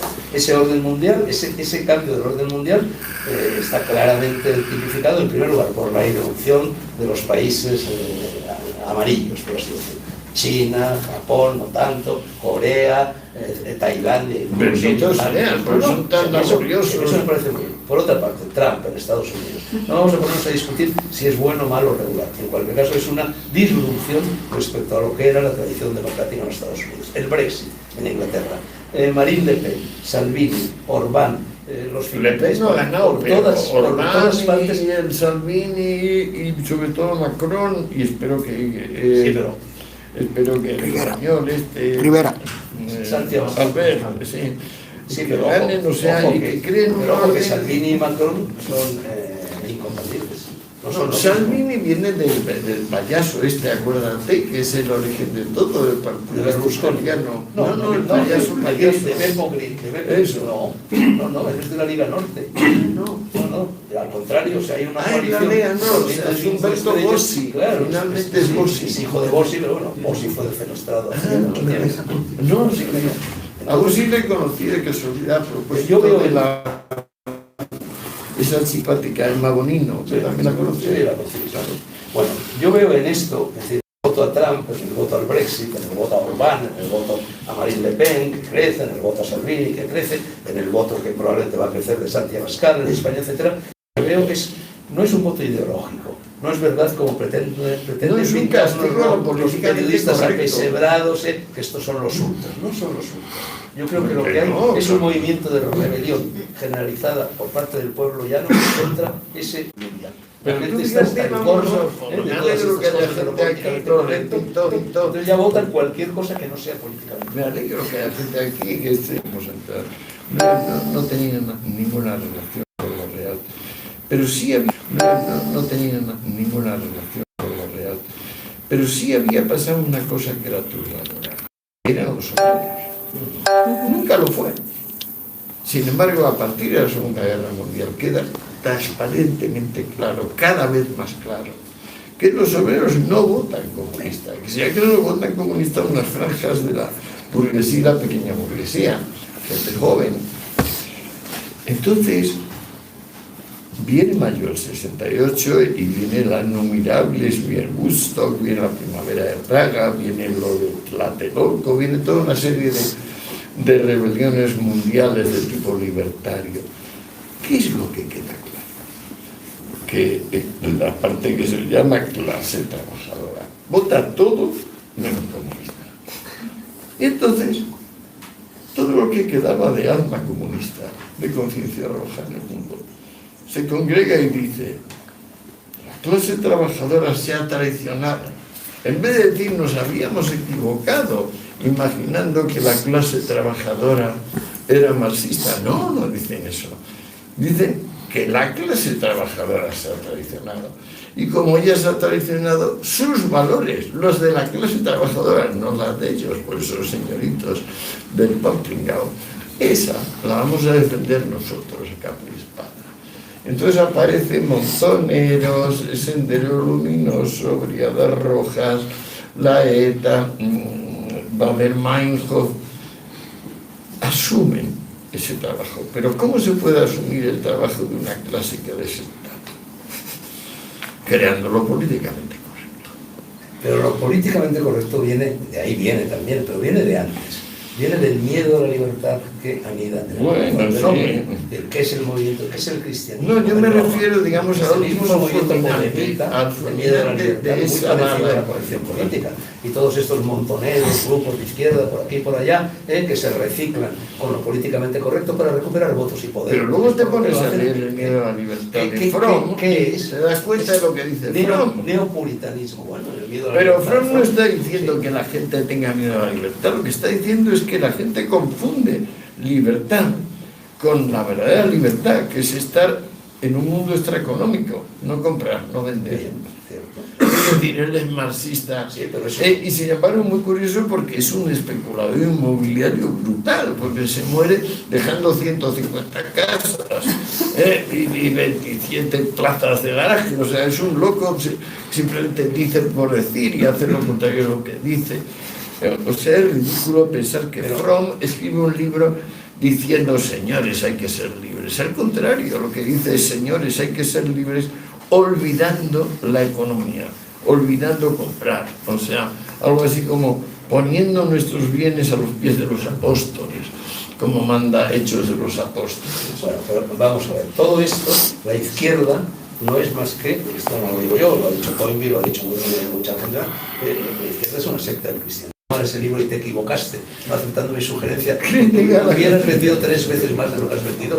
Yo le sugerí, siguiendo las huellas de Kant, crítica de la razón pura, crítica de la razón práctica, el libro de Escotado es crítica de la razón roja. No quiso ponérselo, como los amigos del comercio, que es un título mucho más confuso a los ojos, en fin, del individuo que entra en una librería. Pero bueno, Pero es vamos a ver. gracioso enemigo del comercio. Sí, no, pues está bien. Y de hecho, la portada del primer volumen era los mercaderes en el templo y todo eso. En fin, llegan los cristianos, expulsan a los mercaderes del templo y es lo mismo que X siglos después va a hacer la izquierda, que es una secta del cristianismo. Has arrebatado el concepto teológico, has arrebatado a ¿Qué Dios, impuro pero es es ser rico? exactamente lo ¿Qué mismo. impuro es ser rico? ¿Cuánto mejor es Bueno, ser pero pobre? ¿por qué el cristianismo se convierte en esta especie de línea de fuerza de la historia universal que permanece y permanece y permanece por encima y por Pero ha debajo de las cambiado, tradiciones del desde Vaticano? Lutero y la ¿Por Escuela qué de es- Salamanca ha cambiado, ya no dice que sean puros claro, o porque se pobres. adaptan, como buena multinacional, se adaptan a las circunstancias. Totalmente. Pero, en definitiva, ¿cuál es la novedad del cristianismo en la historia universal y en la historia de aquel tiempo? Más ¿Qué ha cambiado? El igualitarismo. No, es que ha Dislate cambiado. absoluto que nadie se ha atrevido a proponer nunca. Las No está, ni otras siquiera, religiones no han no está ni cambiado. siquiera en el Islam, no está ni siquiera en el El judaísmo. Islam no y ha tal. cambiado, el judaísmo no ha Claro, cambiado, el cristianismo sí. budismo no ha cambiado, Sí. el cristianismo sí. Bueno, el budismo relativamente, pero en fin, bueno, No, el budismo se puede decir que era la zona zen, pero en realidad no es un cambio cronológico, es un cambio conceptual a mi juicio. Bueno, pero a lo que íbamos, la corrección política. Entonces la corrección política viene de muy antiguo. Lo que pasa es que ahora irrumpe con una fuerza extraordinaria. Es que antes no tenía fuerza. Tesis, antítesis, síntesis, genera el movimiento hegeliano de que efectivamente va a acabar cargándose la corrección política, va a acabar consiguiendo lo contrario de lo que predica. Hombre, estamos en ese momento, Pero, por ejemplo, estamos hasta los Pero cojones en de la definitiva, corrección de lo que se política. trata, Tú y yo y todos los que no están es aquí, una esto es casualidad nuevo. que Engels escriba un libro que se llama El origen de la familia, la propiedad privada y el Estado. Claro. Vamos a dejar el Estado de momento aparte. Realmente de lo que se trata es de cargarse la propiedad y la familia. ¿Qué la obsesión de estos ¿Qué significa miserables? cargarse la propiedad? Significa cargarse la libertad. La Claro. propiedad es lo que nos hace libres. Ahora No, quiero no, incluso es que cargarse desaparezca la el sustancia. dinero. El dinero es lo que nos hace libres. Si yo tengo 50 euros en el bolsillo, Claro. puedo salir y gastármelos en la taberna de la esquina. Y regalarlos. O regalarlos. Si no, si todo es dinero de plástico y en fin, ya sabes que nos No, tiene que no, poner ya, incluso no, el código de barras, el aquí, etcétera, madurismo. se ha acabado la libertad. Entonces, toda la socialdemocracia, todas las tendencias de fiscalización, es brutal. Oye, la presión fiscal que existe bueno, en Europa y en otros muchos países, para eso no hace falta asaltar el Palacio de Invierno. Prácticamente el comunismo ha triunfado. En España la presión fiscal, si empiezas a sumar todas las gabelas que hay por aquí y por allá, llega a más del 80% comunismo. Sí, pero ahí de repente El ya te derecho de pasas sucesión, de el derecho de la donaciones, realidad todo esto ontológica comunismo. al mundo de las Y palabras. luego la al familia, mundo de las palabras. la gente, a la las realidad. feministas ahora con todo esto del Me Too y del no es no y de la LGTB están muy contentas y se creen que han descubierto el Mediterráneo. El movimiento feminista es un movimiento que surge a principios del siglo XIX, del siglo XX, perdón, perfectamente orquestado por la Fundación Rockefeller, los Rothschild y las grandes corporaciones financieras. ¿Por qué? ¿Qué es lo que persiguen? persiguen, en primer lugar, que la mitad de la población que no trabajaba se incorpore al Sí, mercado del pero- trabajo y sí, pague, pero y eso pague es muy impuestos. bueno para la No estoy humanidad. diciendo que sea malo, estoy explicando el proceso, y pague impuestos. Segundo, que no haya mujeres en las casas o padres, me da igual, para que puedan educar a los hijos contrarrestando la educación pública que les da el Estado para convertirlos en sumisos, no ciudadanos, sino súbditos. ¿Qué es lo que está pasando? En estos momentos en España hay incluso una asignatura que ya está propuesta en los planes de estudio para los niños pequeñitos, de 6, 7, 8 años, para enseñarles a los padres a hacer la declaración de impuestos. O sea, si no es una broma, de verdad. No, pero es que tú le pones el color al cuadro y de repente eso es rojo y de repente eso es verde, pero ya está hecho el cuadro. Lo llamas socialdemocracia por aquí, democracia por acullá, que si la gente son más vulgares. Sí, pero digamos... Yo lo llamo puritanismo. Hay Sí, un pero neopuritanismo bueno, formidable. Milton es el fundador del puritanismo, como sabes, y menudo poemazo, el del paraíso perdido. Bueno, eso no quita, claro. No puede ser ya que el Destripador escribe sonetos maravillosos, ¿no? No, ya, pero quiero decir, ese puritanismo no es el que nos molesta ahora en forma de lo políticamente correcto. Es diferente, es un puritanismo que... Hombre, a mí me molesta bastante el puritanismo, sin ir más lejos en lo relativo, pues en fin, al territorio erótico. En este Claro, momento, ¿no? claro, Y a la pero literatura. tiene que venir, por Es decir, ejemplo- la literatura ha muerto si aplicas la corrección política. En este momento, por Pero ejemplo, Walter, el Principito de Saint-Exupéry lo quieren prohibir porque tiene que ser princesita. Y por ejemplo, el famoso dibujo de la boa, que se ha comido el elefante del sombrero, no, porque eso es antianimalismo. Boa y elefante no se puede olvidar. Claro, porque esto es totalmente cierto, O sea, que pero ahí son se meten en mi detalles vida, pequeños, se meten en mi cama y se meten en mi pluma claro. cuando escribo, porque yo ya no puedo decir, no tengo lengua, están destruyendo la lengua, que es el gran instrumento Es verdad, de opresión Fernando, pero- de todos los totalitarismos. Lo primero que hacen es cargarse el idioma. Es Que lo que verdad, están pero haciendo. son inesencialidades, detalles, y por ejemplo, al detalles, decir oye. están destruyendo, parece que hay un ellos, digamos, unificado, que actúa coordinadamente para fastidiar a la belleza, a la libertad y a la justicia. Pero hay todo este movimiento, el feminismo, el LGTB, la corrección Yo creo que política, tanto entonces, tú como por yo supuesto, tenemos está razones para protestar por haber sido como escuadras de la preteridos, guerra. insultados, maltratados por en nuestros medios respectivos, y sin embargo, eso no le importa al mundo. Nuestra tarea es justamente estar por encima de esas pequeñeces, Fernando. Bueno, hasta que esas pequeñeces, como digo, se meten en tu cama. Hasta que Pues esas sí, pequeñeces pues entonces interfieren decir en el esta ordenador es cuando una me pongo a escribir ladilla, un la voy a artículo quitar de que sé aquí, que ya o me está. van a prohibir o va a suscitar. Si es que de repente uno se Vamos a ver. insulta en la red y ya para siempre afectado, y qué dolor. A otros, por ejemplo, les pegan 8 puñaladas sobre ¿Tú el te das dicen, cuenta con qué gusto. del instrumento de control de nuestras vidas que ha introducido tu admirada Internet? ¿Te das cuenta? ¿Y qué querrías? ¿Acabar con Internet? Sí. Si de mí dependiera, vamos, no titularía un momento en acabar con Internet. Yo era infinitamente más feliz que no sé. Es más, yo estoy acorralado por Internet, acorralado por completo. Laura, una vez más, es testigo. Si yo y José Luis García y Luis Alberto de Cuenca, en fin, y más o menos toda una serie de respetables intelectuales que no son de mi generación. Yo antes, si quería sacar un billete de avión, bueno, me iba a sacar un billete de avión, o bien a la compañía aérea que fuera, que tenía oficinas abiertas, o bien a la agencia de la esquina. Ahora no, yo ahora no puedo, yo ahora no puedo, no como importante, yo no puedo comprar un Sí, al billete, atacar no puedo Internet comprar un da billete de demasiada avión, importancia. necesito que alguien, un amigo, una novia, una secretaria, que alguien me lo haga porque yo no lo sé hacer. Yo no sé hacer absolutamente nada con Internet, no sé ni siquiera sacar billetes de metro. No, yo cuando entro en un aparcamiento no sé Por hacer eso eso. quiere ¿Qué destruirla. pasa? No, y por más esfuerzos que hago, es decir, Bien, los y troqueles quieres de acabar con una 20, cosa que no, le permite a otro conseguir un billete. no, es que antes conseguía billetes cualquier persona que tuviera dinero para pagarlo. Era sencillísimo. Bueno, ahora... O sea, atacas a sacar un Internet billete porque para te ese pagan ave que las tanto te cosas gusta a más ti, difíciles. sacar un billete para el ave, pues vamos, A ti está te la la hostia forma que yo no sé a sacar. mí me ha permitido investigar y me sigue permitiendo investigar. Y no investigaba, cuando escribiste la historia de las drogas, ¿tenías internet? No, No, tenías internet. no por eso, pero es que creo que están mejor los enemigos porque tienen internet. Es el mismo tipo de investigación genealógica, es una cuestión de balance. pero una tiene Es una un cuestión de acceso a las balanza. fuentes De primarias balanza. muy Yo directos. coloco en un platillo de la balanza lo que me da internet y coloco en el otro platillo de la balanza lo que me quita internet, y en mi caso tampoco quiero extenderlo al resto de la humanidad. En mi caso yo pierdo mucho más que gano con internet. Lo siento. Por ejemplo, yo nunca he hecho y nunca haré, porque es que no lo sé hacer, pero palabra de honor. Cuando me explica, por ejemplo, a mí cortar y pegar, Pues ya lo tienes puesto ahí, sí, ¿no? nada, pero no sé hacer nada prácticamente, lo utilizo como un ordenador de texto. No sé hacer nada, cortar y pegar, a mí me ha llevado 5 años de aprendizaje, poniendo aquí un post y decía, primero, tercera tecla... Control C, control V. Y luego, o sea, de aquí a esa puerta ya se me ha olvidado. Entonces yo, sencillamente, yo fui educado en unos troqueles mentales distintos que no me permiten a mí y a los de mi generación, o a muchos de mi generación, la flexibilidad suficiente para adaptarme a esto. Con lo cual, yo en estos momentos, si no tuviera alguien que me ayudara, yo me convierto en un inválido.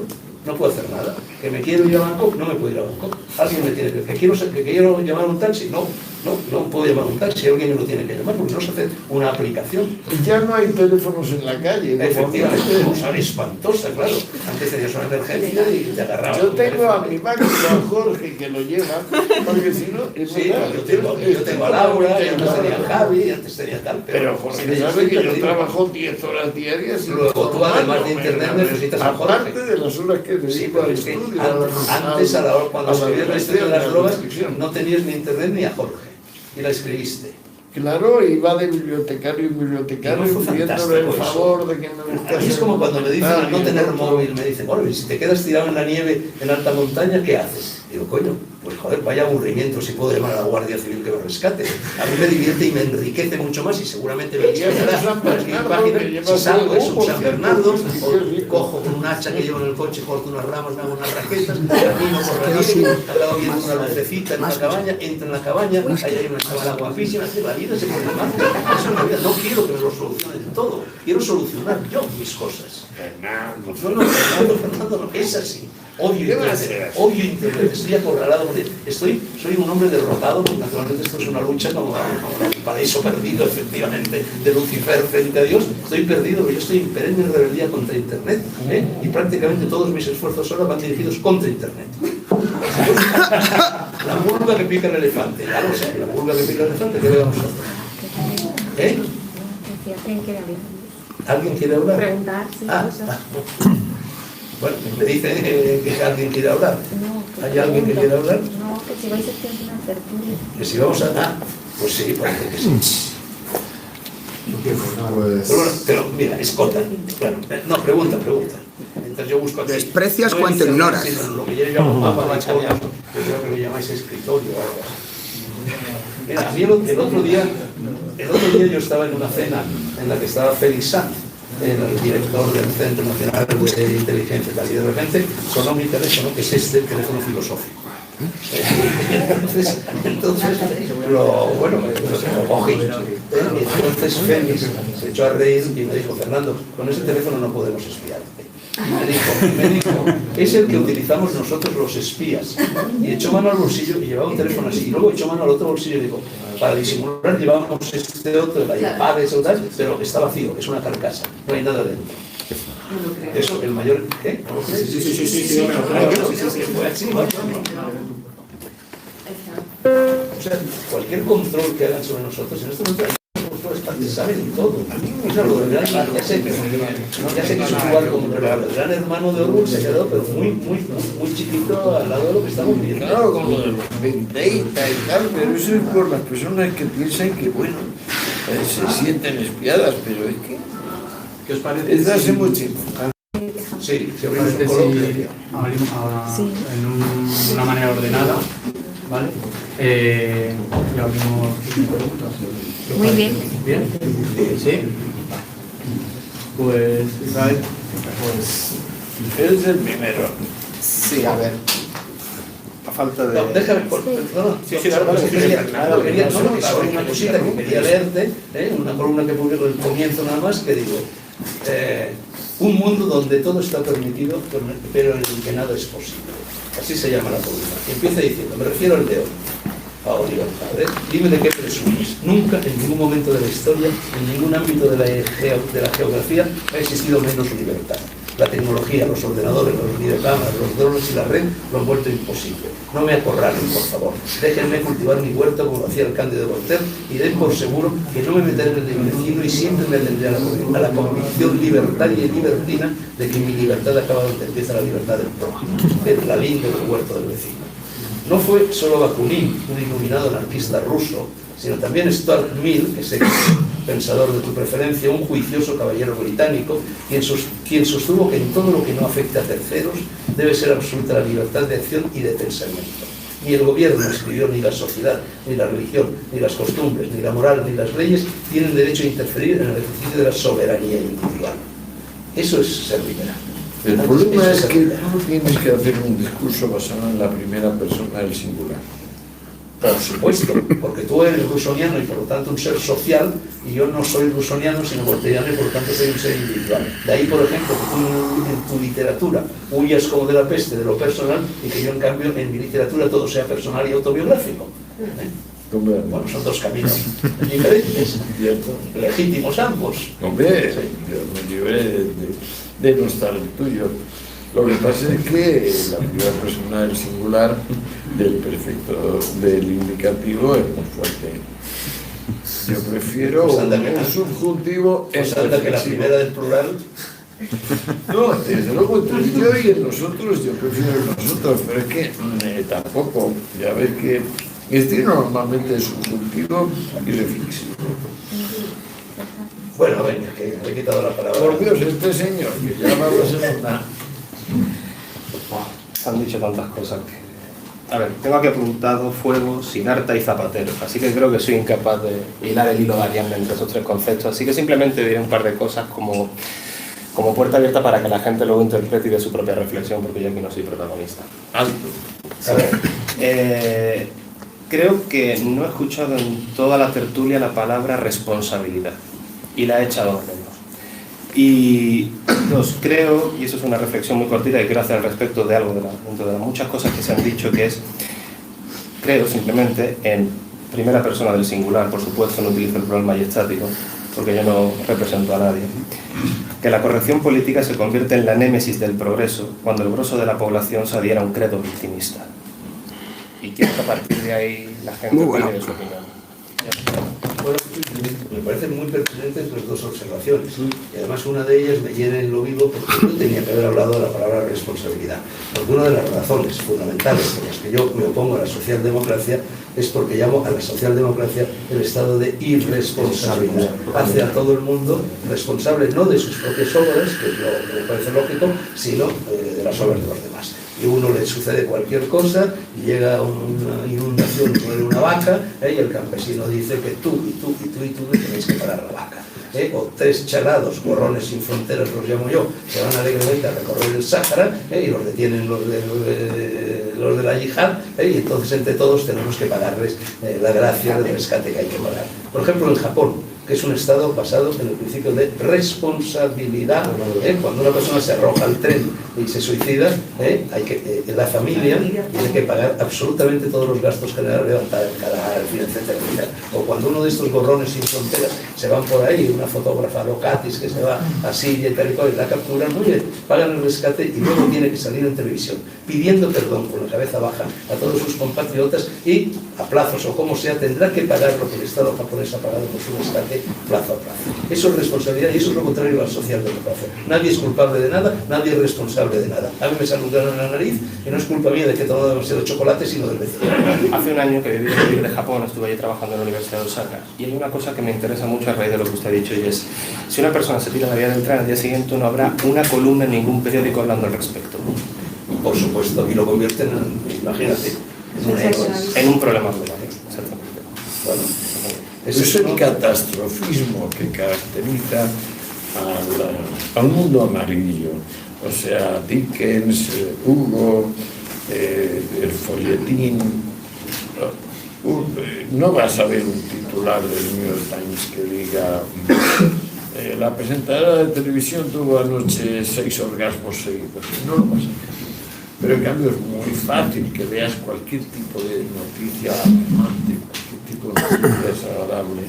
La propia prensa lo interpreta como que la felicidad no vende. lo que vende es la desdicha. Esto es, por supuesto, un feedback, es un mecanismo de retroalimentación basado en el embuste, muy simple embuste. Bueno, decía Spinoza que la verdad tiene enemigos inmensos, pero que ella siempre dura un segundo más que ellos. Y es cierto, porque la verdad está ligada a la realidad. Y por mucho que se pretenda, por mucha fantasía, por mucho cuento chino que le pongas, la realidad tiene esa gloria, ese esplendor constante. De momento a momento, hasta en el máximo amarillismo, está. Tú lees a Dickens y lees a Hugo y si te creyese la cosa que dice, pues el mundo habría desaparecido mucho antes de que ellos hubieran empezado a escribir. Pero por fortuna no es así. Por fortuna el ser, con la desdicha de convertirse en hacer, es decir, con el esfuerzo, la responsabilidad de que el ser es hacer, se difunde y persiste. Luego puedes tener la blandenguería, el blandiblut de Schopenhauer, de llamarlo voluntad incapaz de suicidarse, y camelos. No, yo creo que todo ser humano primero se debe a los demás, porque sin los demás no existiría un segundo. Y luego a sí mismo se debe el ser capaz de prepararse la hora de su muerte con serenidad. Eso es todo. El que sea capaz de organizar una vida donde no tenga miedo de morir, ese es un santo, es un héroe, es un colega, es un ciudadano, Muchas gracias. es un miembro de la sociedad civil. Los otros son unos procrastinadores que dicen mañana, luego, a lo que toca hacer ahora mismo. Por supuesto, si yo hubiera muerto ya no estaría diciendo estas cosas, pero no cabe duda de que moriré todos vosotros. Encaucémonos, pongámonos donde estamos. Siempre le podemos buscar, Fernando, un detalle a las cosas donde resultan contradictorias y de repente socialdemocracia pues inspira burla y desprecio. Yo no digo que socialdemocracia lo solucione todo. Cuando digo que soy socialdemócrata, ¿Cómo puedes decir que eres liberal y socialdemócrata al mismo tiempo? porque es exactamente eso, porque si luego vas al fondo, el origen es Tom Paine, es los dos panfletos de Tom Paine sucesivos, el de Rights of Man, Derechos del Hombre, y el último sobre la reforma fiscal. Porque claro, el liberal quiere que le deje él tranquilo organizarse el asunto de morir tranquilo. Eso es lo que quiere el liberal. Pero por otra parte se da cuenta de que tiene que coordinarse con los demás y que su principal enemigo es la pobreza del niño. O sea que la tarea del liberal, aparte de buscarse una buena muerte, es evitar que el vecino sea pobre. Eso es el social. Es que la finalidad de la socialdemocracia es conseguir que todos seamos pobres. No, eso es en la meta comunista. No conduce la Por eso he socialdemocracia distinguido para atender las crecientes necesidades de los gobernados, mayor fiscalización, es decir, mayor pobreza y mayor paro. Democrático, no. O sea, a mí me Es tomó delirante lo que acaba de años pasar con lo de las distinguir hipotecas. dentro del social. Es decir, Ya, el pero eso impuesto de es las un hipotecas, detalle. lo pague quien lo pague, los bancos, el usuario, lo pagamos nosotros.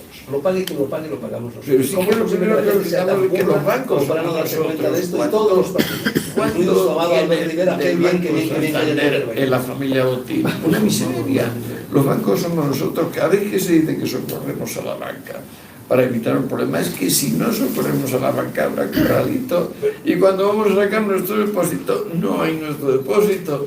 El banco somos nosotros, señores, no lo olvidemos. El banco antiguo eran nosotros. Es lo que acabo de decir. Somos Incluso nosotros. lo pagamos todos, por supuesto que hay que parar los bancos porque Claro, porque si no es algo así como se crea se esto, la que hierba. la socialdemocracia, se crea, en fin, la leyenda. Pero cuando dice que la socialdemocracia intenta...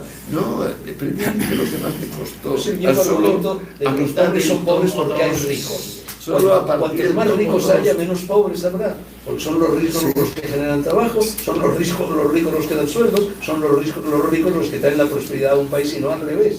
Claro, Ahora, es fácil decir verás lo que mismo, este usted tema entiende lo he mismo. estudiado durante 20 años, muy en detalle, este preciso tema. Lo sé.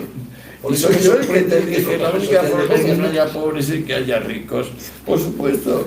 Pero sí, sí, entre la socialdemocracia y el comunismo hay una divergencia tan grande como entre el socialismo mesiánico y el socialismo democrático. Se van acercando poquito a poco. No, al contrario, acuérdate también en el Tiene que origen ser Pedro igual que Sánchez de te Pablo decía Iglesias.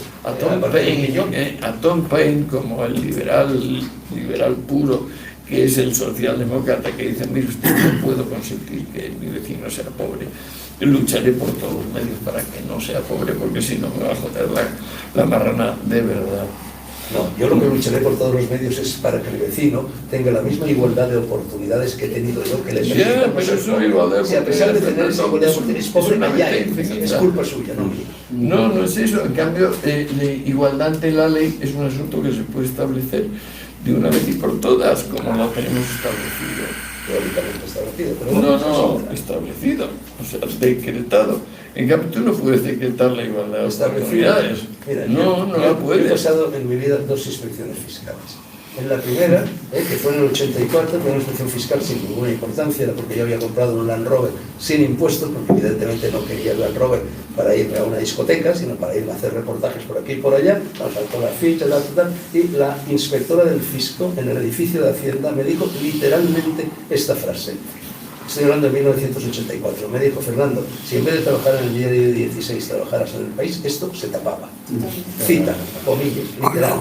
La otra inspección ha sido ahora con esta especie de racia montoriana que nos ha arruinado a todos los escritores, actores, cineastas, compositores, etc. del país. Lo de las famosas sociedades estas que hicieron. Bueno, el inspector del fisco que lo llevaba delante de mí, mi asesor fiscal, ante nuestras argumentaciones, dijo también, cito, dice, ustedes tienen razón, pero yo obedezco órdenes.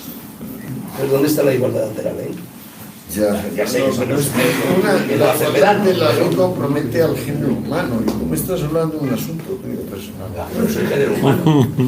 Sí, pero el género humano en grado eminentemente pequeño en comparación con el género humano. Sí, pero igual ante la ley de No, es que la ley, la igualdad ante la ley se decreta. La igualdad de oportunidades es una meta que todos debemos tener, que yo tengo, pero que no se puede decretar de la misma forma. Yo creo que en el fondo, si cumpliésemos el principio de reciprocidad, Bueno, pero eso es lo de Orwell en la granja de los Estoy animales. para que Todos des, somos doy iguales, pero hay porque unos más diste. iguales que otros. Doy para que des, doy porque viste, el principio de reciprocidad.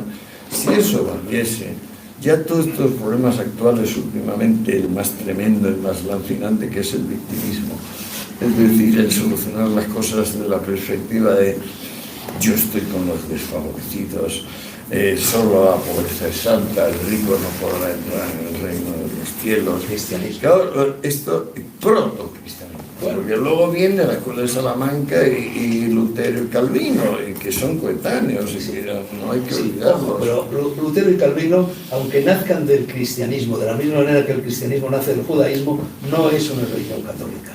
En el protestantismo, al contrario, al menos se le premia, No, el en lugar de cristianismo, castigarlo como el cuando yo cristianismo digo, por ejemplo, ortodoxo. que soy cristiano, digo que soy cristiano, no digo que soy católico. O sea, me considero culturalmente cristiano, en la medida en que para mí cristiano significa consagración del fuero interno como verdad última, como juez último, y el principio de que en el origen está el verbo. Es decir, logos, el fuego primordial, es a lo que nos remitimos todos una y otra vez. No esa voluntad El blanca. fuego era cristiano. De nuevo, vamos a ver, mira, escolta. Perdona, No te perdono. Ya, porque es que no tengo nada que perdonarte, querido. mira, un día en la vida de España. Los manteros pululan por el centro de las ciudades, estafan a los viandantes, expolian a los comerciantes, agreden a los vigilantes y enriquecen a los mangantes con la bendición de los ayuntamientos sociopodemitas y de algunos que no lo son. Los ocupas en connivencia con quienes tendrían que meterlos en cintura con fins campisos, expulsan a sus inquilinos, arruinan a sus propietarios, destrozan, emporcan, rebuznan, vivaquean, alcahuetean, perrichean con drogas y se ríen en las barbas de quienes intentan desahuciarlos o expulsarlos por las bravas para recuperar lo que les pertenece. Las jaurías de los antisistema vuelcan contenedores, revientan cajeros, rompen escaparates, queman coches, saquean tiendas, insultan a las personas decentes, se mofan de los policías y, en el colmo del cinismo, los denuncian por cumplir con su deber. Los hooligans, los tifosi, los hinchas y los forofos se pelean a sillazos y a botellazos que nada tienen que envidiar a las peleas de las películas del oeste. Los chinos venden litronas callejeras a los adolescentes, las furcias, los chaperos y los camellos. La suciedad y las cacas de las mascotas o de sus dueños alfombran el adoquinado. Los pintamonas se creen Picassos y asaltan los convoyes del metro como si fuesen los de la Unión Pacific en una película de John Ford. Los ciclistas van de chulos por su carril o fuera de él y se creen los reyes del mambo ecologista. Los patinadores atropellan a niños y viejecitas en las aceras. Los maratonetas cortan en dos las ciudades. Los inmigrantes desembarcan en las playas andaluzas como si fuesen las de Normandía y soldados de la Wehrmacht los veraneantes que toman el sol en ellas.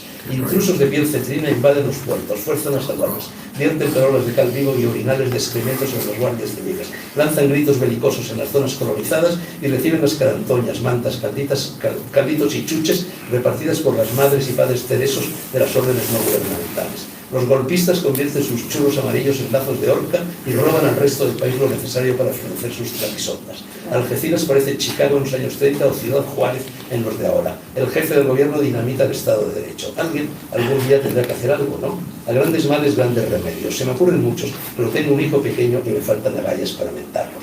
Esto, a mi juicio, es una descripción de un día en la vida de la España actual. ¿Se puede ser optimista? Sí. Bueno, hay que echarle regaños para ser optimista. No creo que todo esto periodístico aquí no es así. Fernando, ¿tú eras más feliz cuando no se había inventado la rueda? No lo sé, pero bueno, de todas maneras yo suelo decir que los dos grandes inventos de la historia de la humanidad son la rueda y el libro. ¿Te falta internet? Internet no estoy de acuerdo, no todos los inventos son buenos. Por supuesto que yo era más feliz antes de internet, por supuesto, muchísimo más feliz. A mí internet me hace profundamente desgraciado. Ahora, un día me va a dar un soponcio por culpa de internet, de verdad. Y cuando quieres ir más lento, cuando los trenes eran más lentos. ¿Y serías más feliz si no hubiera rueda? Si no hubiera rueda, serías más feliz sin ruedas también. No, pero es que No, la rueda no lo veo. Te hace ir más rápido. que yo consciente es una décima parte de lo real. Ya que mencionas la rueda, ¿qué? No. Vamos a seguir un orden. Sí, venga. No caos. Tú has definido esto como orden y caos. Sí. Ahora estamos en una fase de caos. Pero solo del caos nace. A ver. Vamos por orden, ¿vale? Sí. ¿Quieres decir algo?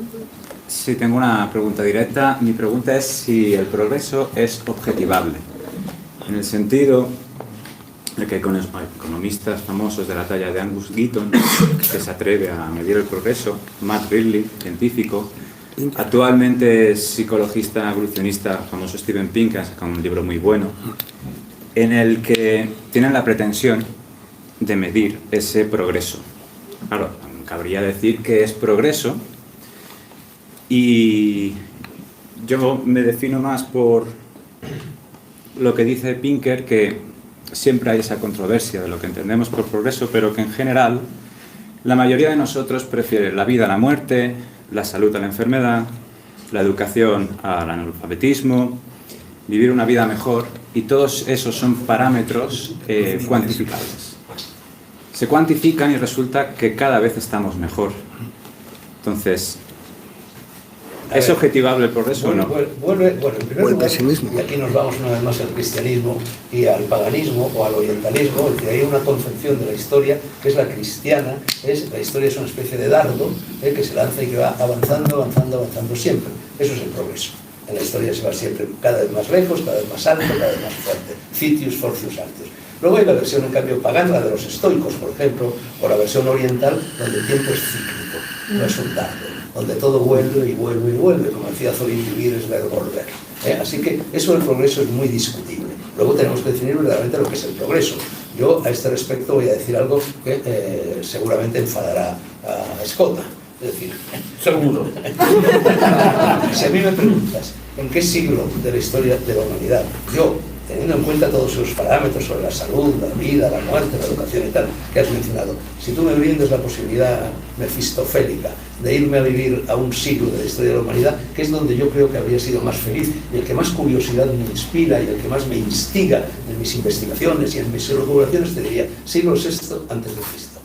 Sí, toma. Antes de la invención de la teoría microbiana de la enfermedad, pero por no ejemplo. por la teoría microbiana. Siglo VI antes de Cristo. Siglo, si nos vamos a Oriente, de Zaratustra, de Buda, de Confucio, de Lao Tse, y si nos venimos a Occidente, pensamiento órfico, pensamiento presocrático, Pitágoras, etcétera, etcétera. A partir de ese momento, en mi opinión, así como en lo tecnológico, y esto lo he dicho al principio, se ha avanzado en los microbios, en la salud, en la longevidad, en todas estas cosas, se ha avanzado en todo lo demás, en la dimensión moral, en la dimensión de conocimiento, y también incluso en la dimensión aventurera, que a mí me gusta darle a la vida, con lo que entraña de riesgo. Yo me encuentro mucho más cómodo en aquel siglo, y creo que no solo no se ha avanzado en nada, sino que se ha retrocedido. Así que esto del progreso o del regreso, lo contrario, es también una cuestión de balanza. Depende cómo lo consideremos, es una cuestión de preferencias. Yo, por ejemplo, si tú a mí me preguntas ¿cuándo había más nivel cultural en España? ¿Ahora o en 1975, año en el que muere Franco? Yo te digo, sin duda alguna en 1975. ¿Por qué?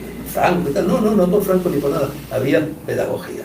Había una universidad a la que yo fui, donde había grandes maestros, Lapesa, Damaso Alonso, Aranguren, Santiago Montero Díaz, García de Diego, tantos otros. Estoy hablando de letras, en otras facultades lo había también. Había un bachillerato, el bachillerato de don Pedro Sáenz Rodríguez, que yo tuve la suerte de estudiar, que eran 7 años. Ahora acaban de decir que se puede adquirir hoy, noticia de hoy, se puede adquirir el título de bachiller incluso con una asignatura suspendida. Es decir, el criterio de excelencia, que es el baremo que mide la educación, cada vez se pone más bajo, más bajo, más bajo. Yo hice un bachillerato en el que había 7 años de latín, en el que había 3 años de griego, en el que había 4 años de filosofía, lógica, psicología, ética, teoría del conocimiento, historia de la filosofía, donde había 3 años de ciencias naturales, zoología, botánica, mineralogía, 1 año de geología incluso. El nivel cultural de este país, el nivel medio, cuando murió Franco, era superior al que tenemos en estos momentos. Y la mortalidad. Los planes de estudio, llevamos 8.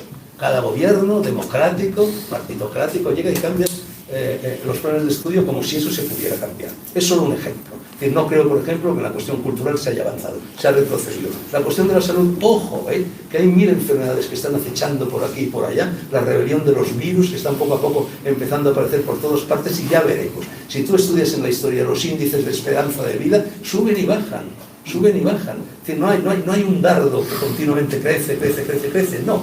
Es decir, no hay geometría euclidiana, hay geometría anti-euclidiana en esto del problema. Mandelbrottiana. Pero fíjate, ya puestos a eso, a personalizar, que me parece que degrada la cuestión, a mí me gusta vivir justo el momento en que vivo.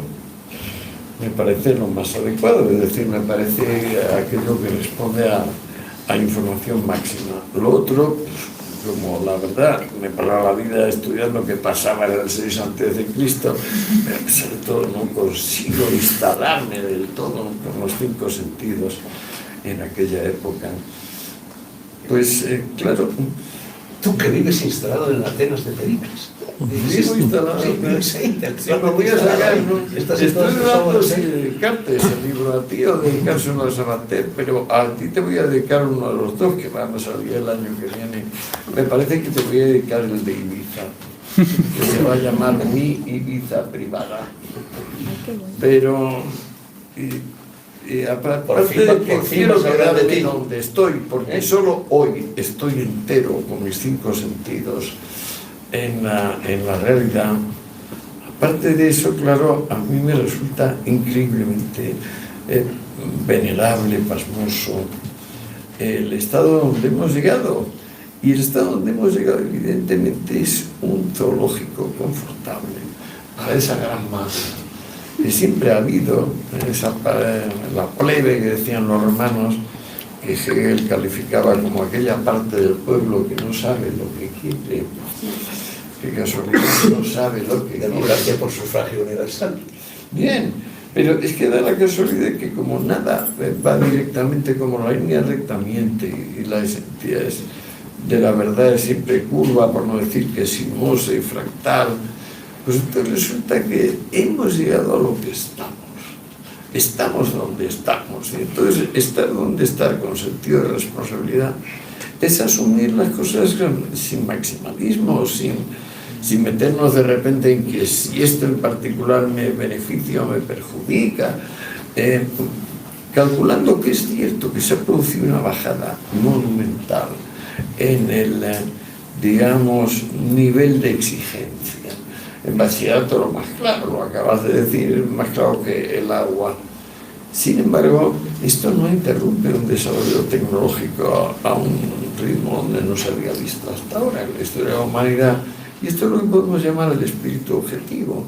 O sea, la parte donde el espíritu revela ser un nosotros, y un nosotros inconsciente y anónimo, mucho más que un yo personal que va decidiendo aquí y allá. En este sentido, yo creo que lo que podemos llamar Dios, que no tiene nada que ver con un señor con barba que manda esto y lo otro, sino esa razón inscrita en todo lo que hay, en cada fragmento de lo que nos toca, pues que Dios sigue igual de saludable que siempre, solo que ha habido más tiempo. Entonces, como ha habido más tiempo, hemos llegado a crear una cosa que pone en peligro el planeta por la cantidad de basuras que producimos nosotros mismos. Por ejemplo. Ya, pero es que eso es un desafío extra Y eso, que revela hasta qué punto hemos progresado. pero ese exceso de basura, ¿de dónde deriva? Deriva de la sociedad de consumo. Claro. Deriva de la incitación al consumo. Es un leitmotiv prácticamente en todos los gobernantes. Claro. Y entonces ahí, digamos, Fernando, ahí podemos levantar acta o podemos levantar pues una querella. Pero también Yo de la prefiero basura, levantar acta. de la basura tiene que ver con el una querella. crecimiento demográfico. Indudablemente. Pero digamos, no me encuentro capaz de querellarme con el presente como tú. Yo prefiero levantar acta de lo que pasa. Bueno, mi actitud es más quijotesca que la tuya. Desde luego. Pero en cualquier caso yo creo que vamos a estar de acuerdo, tú, yo y todos los que estamos aquí, si decimos que en el fondo todo es cuestión de educación. Volvemos con Rui Costa, en la época de Rui Costa faltaba despensa y escuela, ahora despensa no nos falta, pero nos sigue faltando la escuela. Yo recuerdo, en fin, volvemos No, a la escuela va peor. bueno, Hay es- mucho no es que nos falte, es que ha ido Está peor. en manos de la conciencia roja Efectivamente. de principios del siglo Bueno, XX. yo, Japón, que para mí, bueno, es siempre un ejemplo de enfrentamiento, porque he vivido allí muchos años, y porque es lo más parecido a una sociedad de gentes honradas que yo he conocido. Bueno, en Japón yo una vez leí un librito que se llamaba Impresiones del Mikado, que fue escrito por uno de los primeros diplomáticos que a comienzos del siglo XX llegó a Japón, españoles. Y ahí, en una nota a pie de página, decía algo que le había dicho a él un colega, un diplomático italiano, que me hizo impresionar. Dijo, Japón es un pueblo sin plebe. Y yo dije, tanto, España es plebe sin pueblo. Entonces, en un país... No, plebe es pueblo, pero la parte que no plebe sabe es el que pueblo sin viene. educar. Exactamente. Entonces, en un país donde no hay pueblo, o el pueblo es muy restringido, sino plebe, la democracia por sufragio universal es una locura. Que nos conduce al desastre. Sí, pero no es que Ahora, no es eduquemos, lo que pero estamos. dentro de una partitocracia, dentro de esta democracia, ¿se va a producir educación? No, señor, cada vez peor, cada vez peor, cada vez peor. No, pero es que no es así, porque no estamos en un manicomio. Es cierto que Zapatero y el Esto inexistente que yo he Sánchez- leído antes, esta descripción de la vida de España, no es un manicomio. Vamos, parece alguien Es un alguien manicomio, por pero el no es cierto, porque grupo, aquí vamos. estamos y no pasa eso. Ya, claro, esto es una célula, Pero una todos célula de somos conscientes de que resistencia. esa realidad es así, o por lo menos. Claro, lo que pasa es que por eso te digo, planteas la querella o intentas describir lo que hay. Yo intento describir lo que hay, pero también se puede plantear la querella, yo lo comprendo. Es más, de vez en cuando una querella bien puesta puede reorientar el curso de las cosas, mejorarlo. Y ayuda a cómo corregir. Bueno, no, si no le hubiera atacado desde mucho antes directamente, por eso le dejo. Pero tú levantas acta. Me dejo de seguir su camino. Pero tú levantas acta y yo te felicito también. No hago otra cosa, hago lo mismo que haces. No, pero lo que haces Escribir y tú no es punto. eso, No es salgo a la levantar calle, acta, no no, hago eso nada. es querellarse. Pero vamos, Querellarse. uno de los logros de la tecnología, eso nos dicen, los máximos logros, que ahí lo vamos, y está muy bien, son los robots.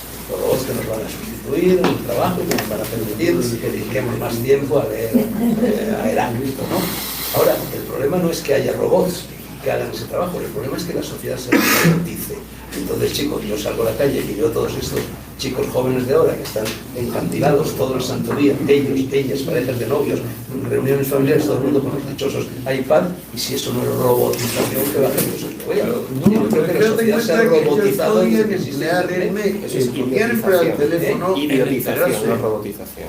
Idiotización. Bueno, Ya, pero puedes emplear el teléfono sin enterarte de las capas geológicas de España, o puedes emplear el teléfono en enterarte de cuántos likes tiene la foto que has puesto. Estamos de acuerdo en el resto. Un iPad no puede sustituir a la figura del profesor. Antes estaba, no quiero, pero antes han dicho una cosa que estaba vinculada con la educación, de si el modelo educativo que tenemos a día de hoy es mejor o peor que el que se lo del franquismo de la tradición. Sí, pero quiero decir por qué.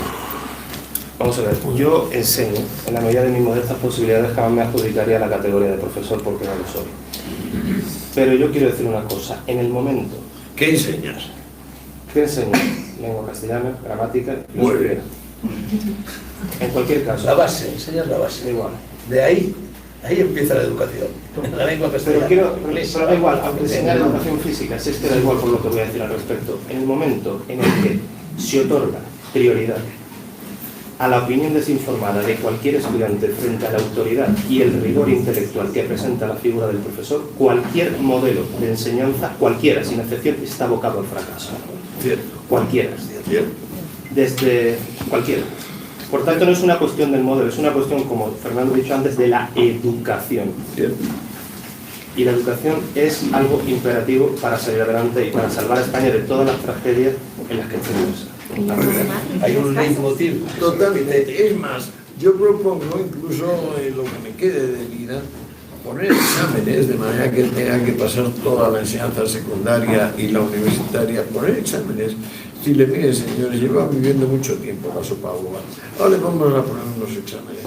A los profesores. A los profesores. Vamos a examinar a los profesores. Vamos a dar 6 meses de estudio y si vuelven a suspender, les echamos. Y metemos a gente nueva. No es posible que sigan enseñando cuando no saben.